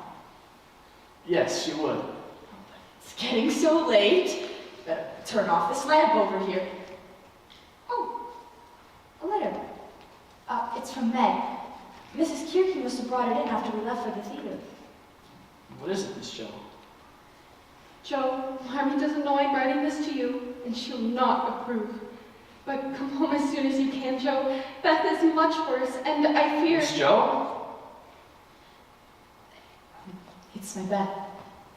She's very ill. I must leave for home first thing in the morning. I see.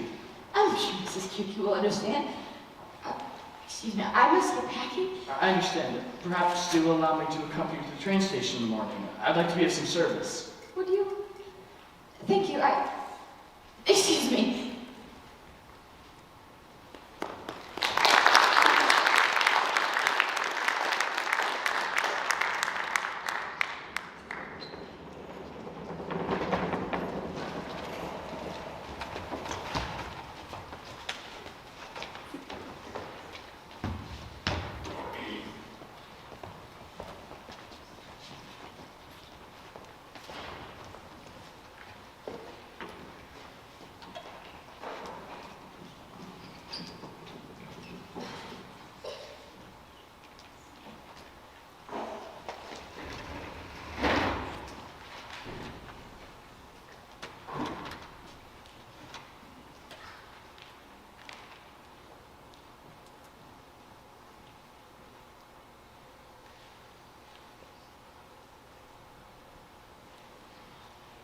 I returned home to a dark and quiet house.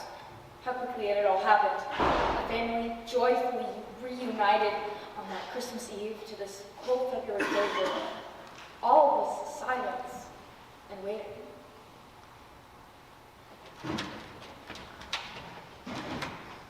Can I see Beth? Not now. She's sleeping sound. Come in. Let me look at you. My wild Joe. How different we seem. Oh, your Joe is just the same, I'm afraid. No chance of improvement. I must have said the wrong thing at least twice a day when I was in New York, but I don't regret any of it because I had a capital time. So we gathered from your letters, but we're all so glad to have you home again.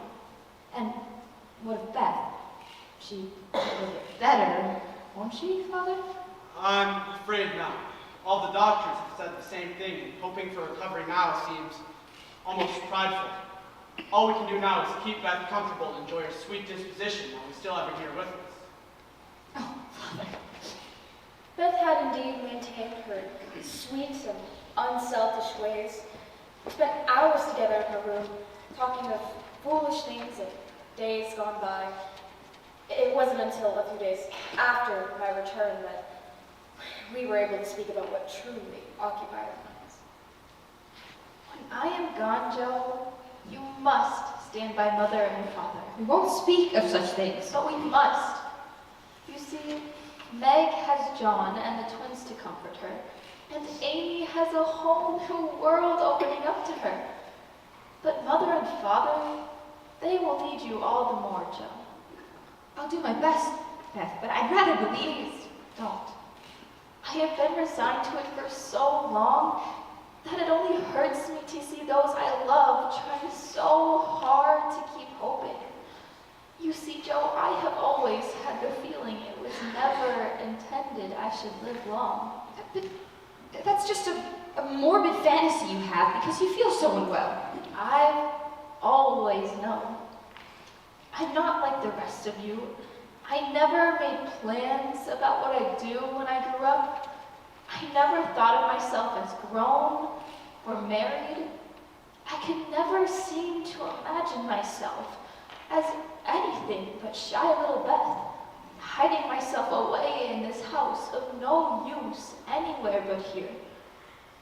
I wanted never to go away, and the hard part now is leaving you all. I am not scared, Joe, but it seems as if I shall be homesick for you all, even in heaven. Beth was with us until that spring, and then, one night, as quietly and unobtrusively as she tried to be all her life, she left us. Her face that morning was filled with such painless peace that those of us who loved her most couldn't help but smile through our tears and thank God that our Beth was well at last. What would Joe Marsh do without her conscience, her soul? Well, Beth had left them both behind with me, and not knowing how else to handle my grief, I turned to writing. I wrote about me and about Beth and about all of us and how angry and alone I felt. And the more I wrote, the more I realized what Professor Bear had meant about writing only what you feel in your heart. But enough adventure for Joe March for the moment. Elsewhere, another adventure was taking place. I will tell you about the romance of Amy and Laurie, as it was later related to me by the participants themselves. It began in Paris. There you are, mademoiselle. Your aunt said I'd find you here. Now tell me, how many times are you going to sketch that same statue? Until I get it right. I think it looks frightful enough as a statue. Why put it on paper as well? It's a very great statue, Laurie, and by sketching it, I will try to understand its greatness. That's what all the art books say. I'm bored with statues and gardens and... Amy, come a ride with me this afternoon. The valet at the hotel was telling me of a little town not far from here where they have bullfights. No, thank you. And why not? You forget, Laurie, that I am in Europe as Aunt March's companion. You know the old woman will nap all afternoon. And when I'm not required by her, I will use that time to broaden my horizons and add more to her cultural well-being. So you're so busy trying to be a highbrow lady that you don't know how to have any fun. And you, Mr. Lawrence, are so busy being a child that you don't know how to do anything but have fun. Me? A child? Well, you're the one... I got the arms wrong. Oh. Then, a few weeks later, in Heidelberg,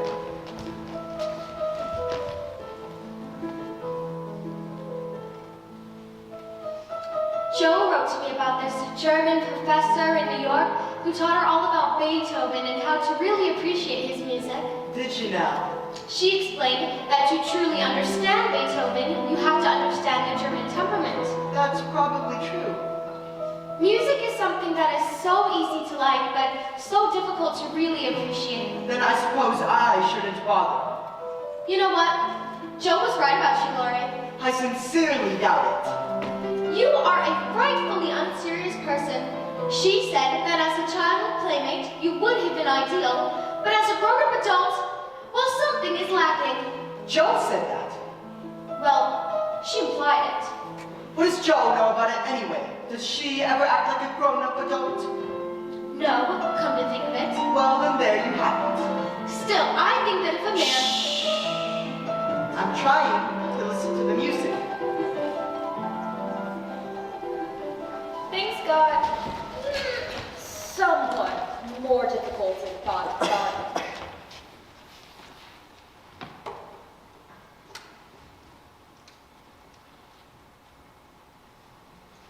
Lori, there you are. Miss March, I never thought I'd find you at a casino. Have you had a change of heart or what? I've been looking all over for you. Your grandfather needs you. He seems rather ill this evening. And he sent you after me? No, I thought you ought to know. I know. Ever since he's come here, he's done nothing but complain. Goodness, people come to Baden-Baden to improve their health. He comes to get sick. So you go off to some gambling casino to spend his money? My money. If it was his money, I'd still be in there. Theodore Lawrence, Yes, Miss Well-bred Amy March. Do you want to know what I honestly think of you? I mean, to be told. Well, I despise you. Why is that? Because with every chance of being good, useful, and happy, you are faulty, lazy, and miserable. Strong language, mademoiselle. If you'd like it, I'll go on. Please do, it's quite interesting. I thought you'd find it so. Selfish people always like to hear about themselves. So I'm selfish too now, am I? When I first saw you in Paris, I thought you'd grown up and changed. And I swore that I could stop being so concerned about myself and try to better myself. But over the past few weeks, I can see that I was wrong about you. And maybe about myself as well. And I quite despise you for it.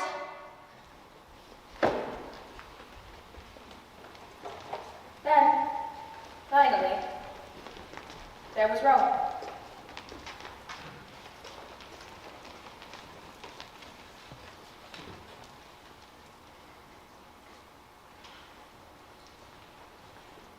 Good afternoon, Amy. Lori, you surprised me. How's your grandfather today? Much better. He even toured the Vatican Library this morning. You know grandfather and old folks. I'm glad to hear he's doing well. I think that Italy climate agrees with Aunt March as well. She has been in an unusually cheerful mood these past few days. That's good. Looking at more old churches. Yes. No shortage of old churches in Rome. According to this book, the Cappuccini Chapel should be right down the street, but I don't see it. Let me look. Perhaps it's too hot anyway. Have you noticed how quiet the streets get around this time of day? Siesta time. Can't make heads or tails of this map. Siesta time? What a quaint idea. Though I can't see folks back in New England taking to it. Perhaps you are just a little bit homesick, Amy. Perhaps I am.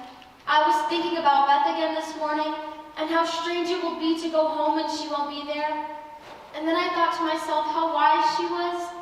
In her childlike ways, she was so wise.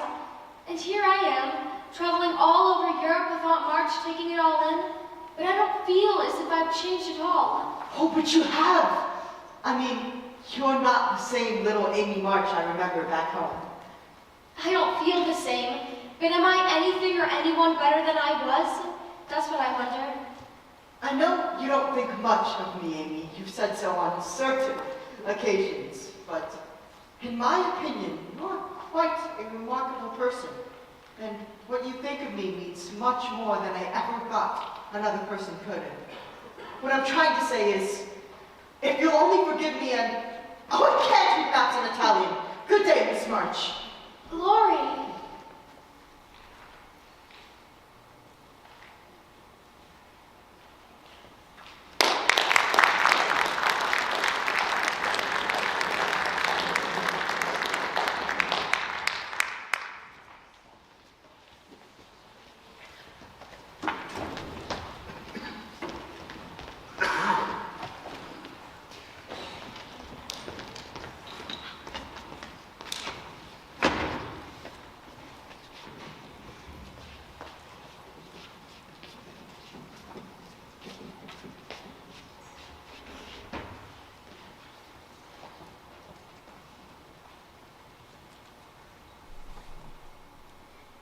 It was Meg who first told me of their engagement.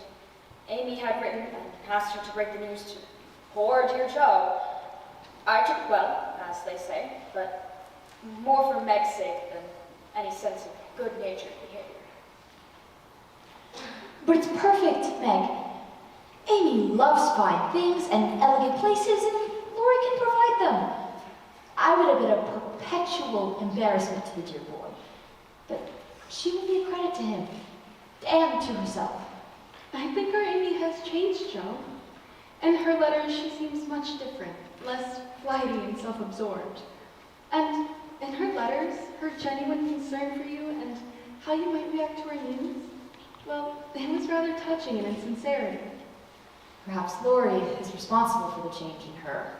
He could always get the March girls to do just about anything, except getting me to marry him. Joe, do you mind awfully? Regrets? Not many. We do worry about you, you know. Our Joe, always the baddest and bravest of the bunch. But now you seem so fragile. Oh, I'll be all right. No reason for anyone to make a fuss. How is your writing going? Pretty fair. I sent off a little novella to the professor the other day, so if he thinks it's as good as I feel it is, I'll be overjoyed. You and the professor write each other often?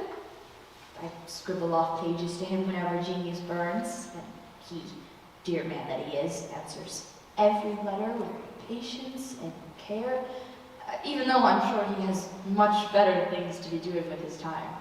But that's just the sort of man he is, Meg. So kind and caring. Your professor sounds like he's touched Joe's heart. My heart? Yes, but he's a gentleman, Meg, and a scholar, too. He sees right through me and my silly stories, and isn't afraid to tell me so. So you better give up any romantic notions you might have about us. I will, as long as you promise you won't. Meg, John has arrived with the twins. They're out in the carriage. I forgot all about our picnic. I must run. Goodbye, Joe. See you on Tuesday, Mommy, for dinner. And give the children a kiss for me. It's all right, Marmee. They told me, and I'm behaving myself, so it's safe to come in. Oh, my Joe. I hope you are not too cross with me. I wanted to tell you myself, but Meg said that Amy insisted she bring the news to you. Amy knows I always try to act more mature in front of Meg. Amy was frightfully worried about you. First she takes your trip to Europe with Aunt March, and then she and Lori... It's all my own fault in both cases. Besides, everyone in the world seems to know I refused Lori. Did they think I was just teasing him? I knew you were sincere, but lately I have thought that if Lori came back and asked again, perhaps you might feel like giving another answer. Forgive me, my dear. I can't help but seeing that you are very lonely, and sometimes there's a hunger in your eyes that goes to my heart. So I fancy Lori might fill the empty space if you tried now. No, it's better as it is, Mother. And I'm glad Amy has learned to love him. But you're right. I am lonely, and perhaps if Lori had tried again, I might have said yes. Not because I love him anymore, but because I care more to be loved than when he first asked. I'm glad of that, Joe, for it shows you are getting on, and someday, perhaps... Gosh, on someday! Joe... I know, Marmee. Girls are supposed to be patient and be good and be contented with someday. Well, I am responsible for myself and no one else is to blame. Not Amy or Lori or Aunt Marge. So there it is. Look at Jo, she's finally got it all put together for herself. Of course I minded that Lori would marry Amy. And all the rationalizing in the world couldn't change that. But I knew I did not love him, and it was foolish to pretend I did. So I hid myself away in the attic and wrote and read the professor's letters and wept. And in my fancy, I made those letters say things that they didn't say. Wait for me, my friend. I may be a little late, but I shall surely come to you. If only he would. So good, so patient, so understanding of me always. My dear friend, I didn't value him half enough when I had him, but now I should love to see him again, for everyone seems to be going away from me. I am all alone.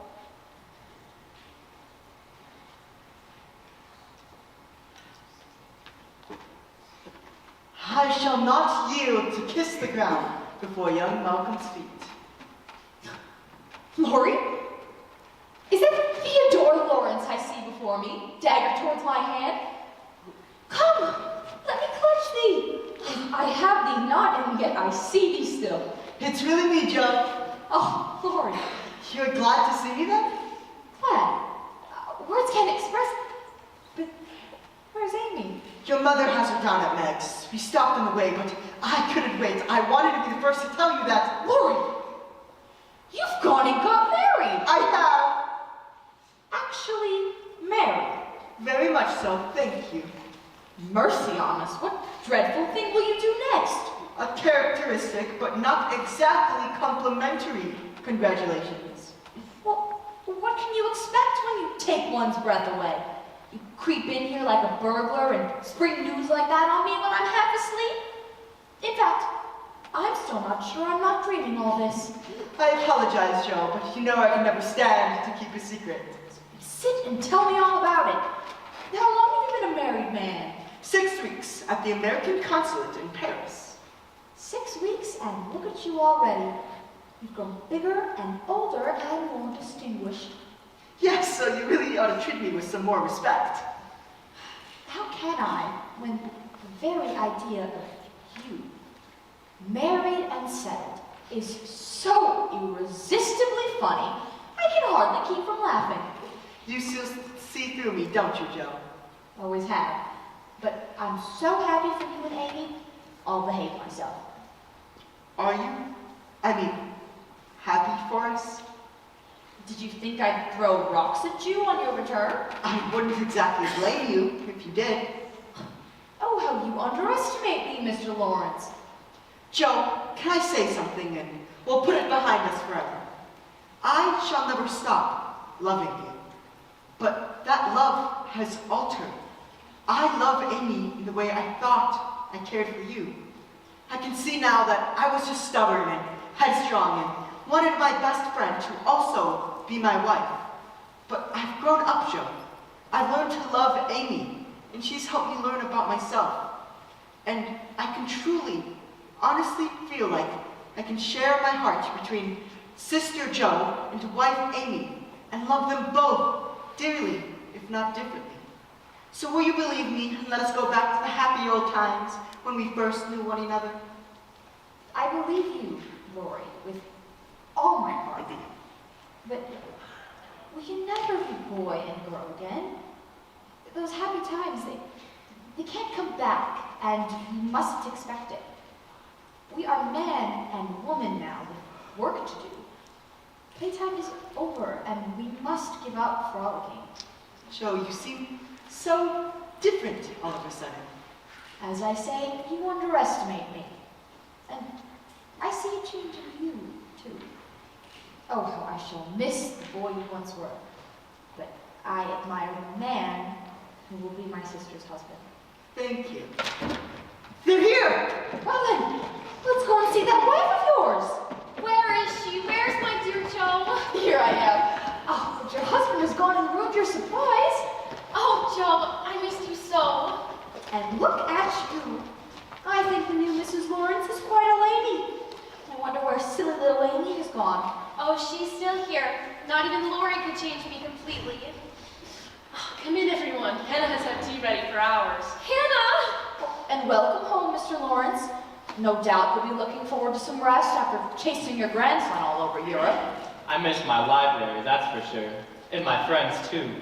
There was only one March girl in town, and now she's Mrs. Lawrence. And it's like to see our little Amy sitting there fine as a fiddle, now as Mrs. Lawrence. Hannah, 4 months without your popovers? It's a wonder I can stand it all. You should have heard the twins when they said eyes on Amy. Very pretty auntie, they kept saying. Very pretty auntie. Joe, they've grown into the most darling little things. Could you even imagine we were ever that small? Now it sounds like it's raining and my tablecloths are outside drying. I must go get them. Amy, you must tell us how Aunt March handled the crossing. Dreadfully. The poor woman cannot abide boats. She was sick the entire time. And I kept saying to her, Auntie, let me stay with you in your cabin. But she wouldn't hear of it. You're a married woman now, she kept saying. Your place is with your husband. Why? Was Lori ill as well? I believe my aunt finally approves of something a member of our family has done. By marrying Lawrence, Amy, I fear you've endeared her to us forever. Lori, will you go see who it is? Hannah couldn't possibly. Gladly. Well, I want to hear all about the wedding. Amy, let's have your version of what happened. I beg your pardon for the intrusion. Please, is this the March house? It is. Come in. But it seems to have come at a bad time. I want to speak to Miss Josephine, but... You better come quick, Lori. They're telling the most amazing lies about you in there. Don't mind us. I'll get you up. You are Lori. Yes, that's me. You've returned. From Europe, this very day, in fact. I think it maybe would be best if I left this with you then. I don't wish to disturb you. I'll get Joe. I'm sure she... Joe! Oh, where do you go? And you can't cross the Atlantic without 2 chaperones, Aunt March said. My health will restrict me to my cabin. So Lori said, okay, then we will get married in Paris before we sail. You should have seen her face. Oh, Lori, who was it? Very strange. There was a man at the door who wanted me to give this to you, Joe. For me? I don't understand. I tried to get him to stay, but... Friedrich. Excuse me, Joe? Where's she gone, Lori? Christopher Columbus.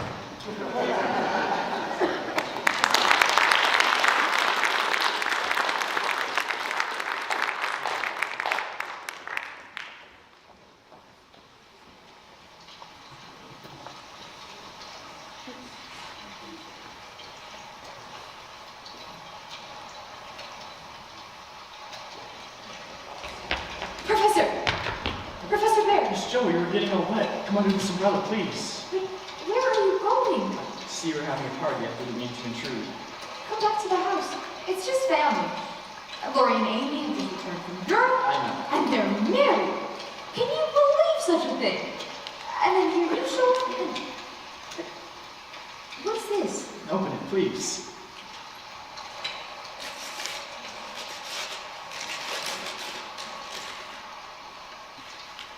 My book.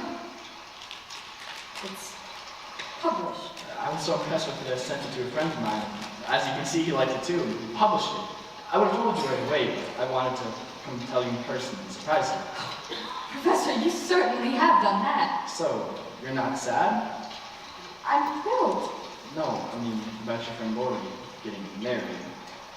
No, I can't tell you how glad I am to see you. You must come back to the house. I want you to meet Marmy and Father. One moment first, Miss Jo. I must say something to you. I've been silent for too long because I thought that perhaps your friend Lori knew. What I mean to say is I would have spoken sooner. I would have come sooner. But you're here now, and that is what is important. Yes.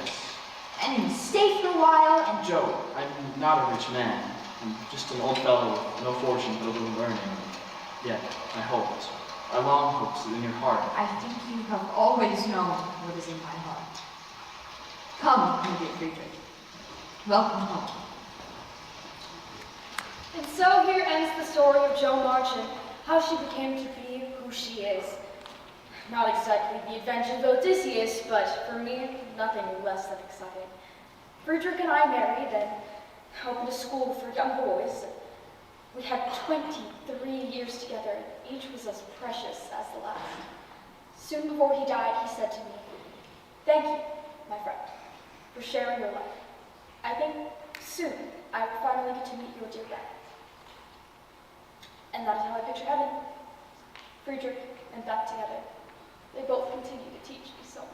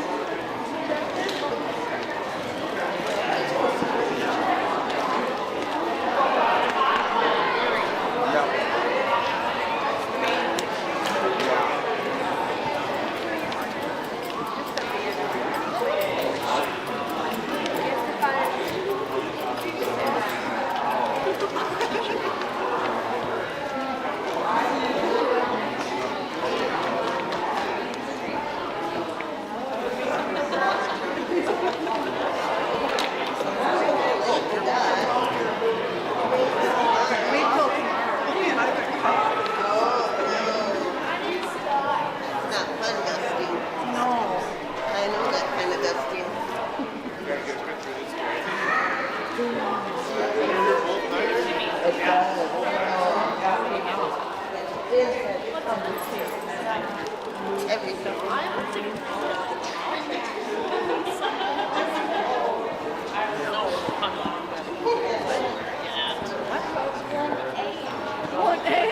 wrote 1 p.m. Very early.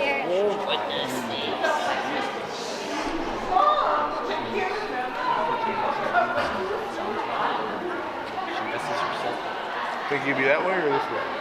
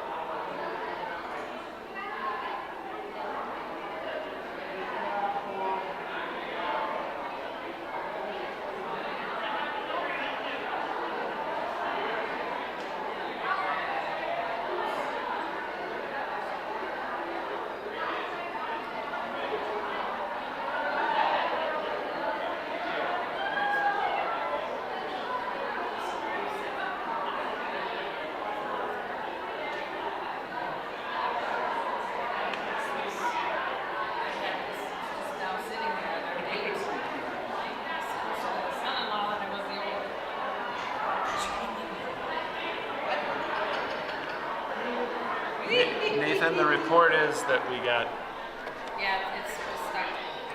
yeah, it was stuck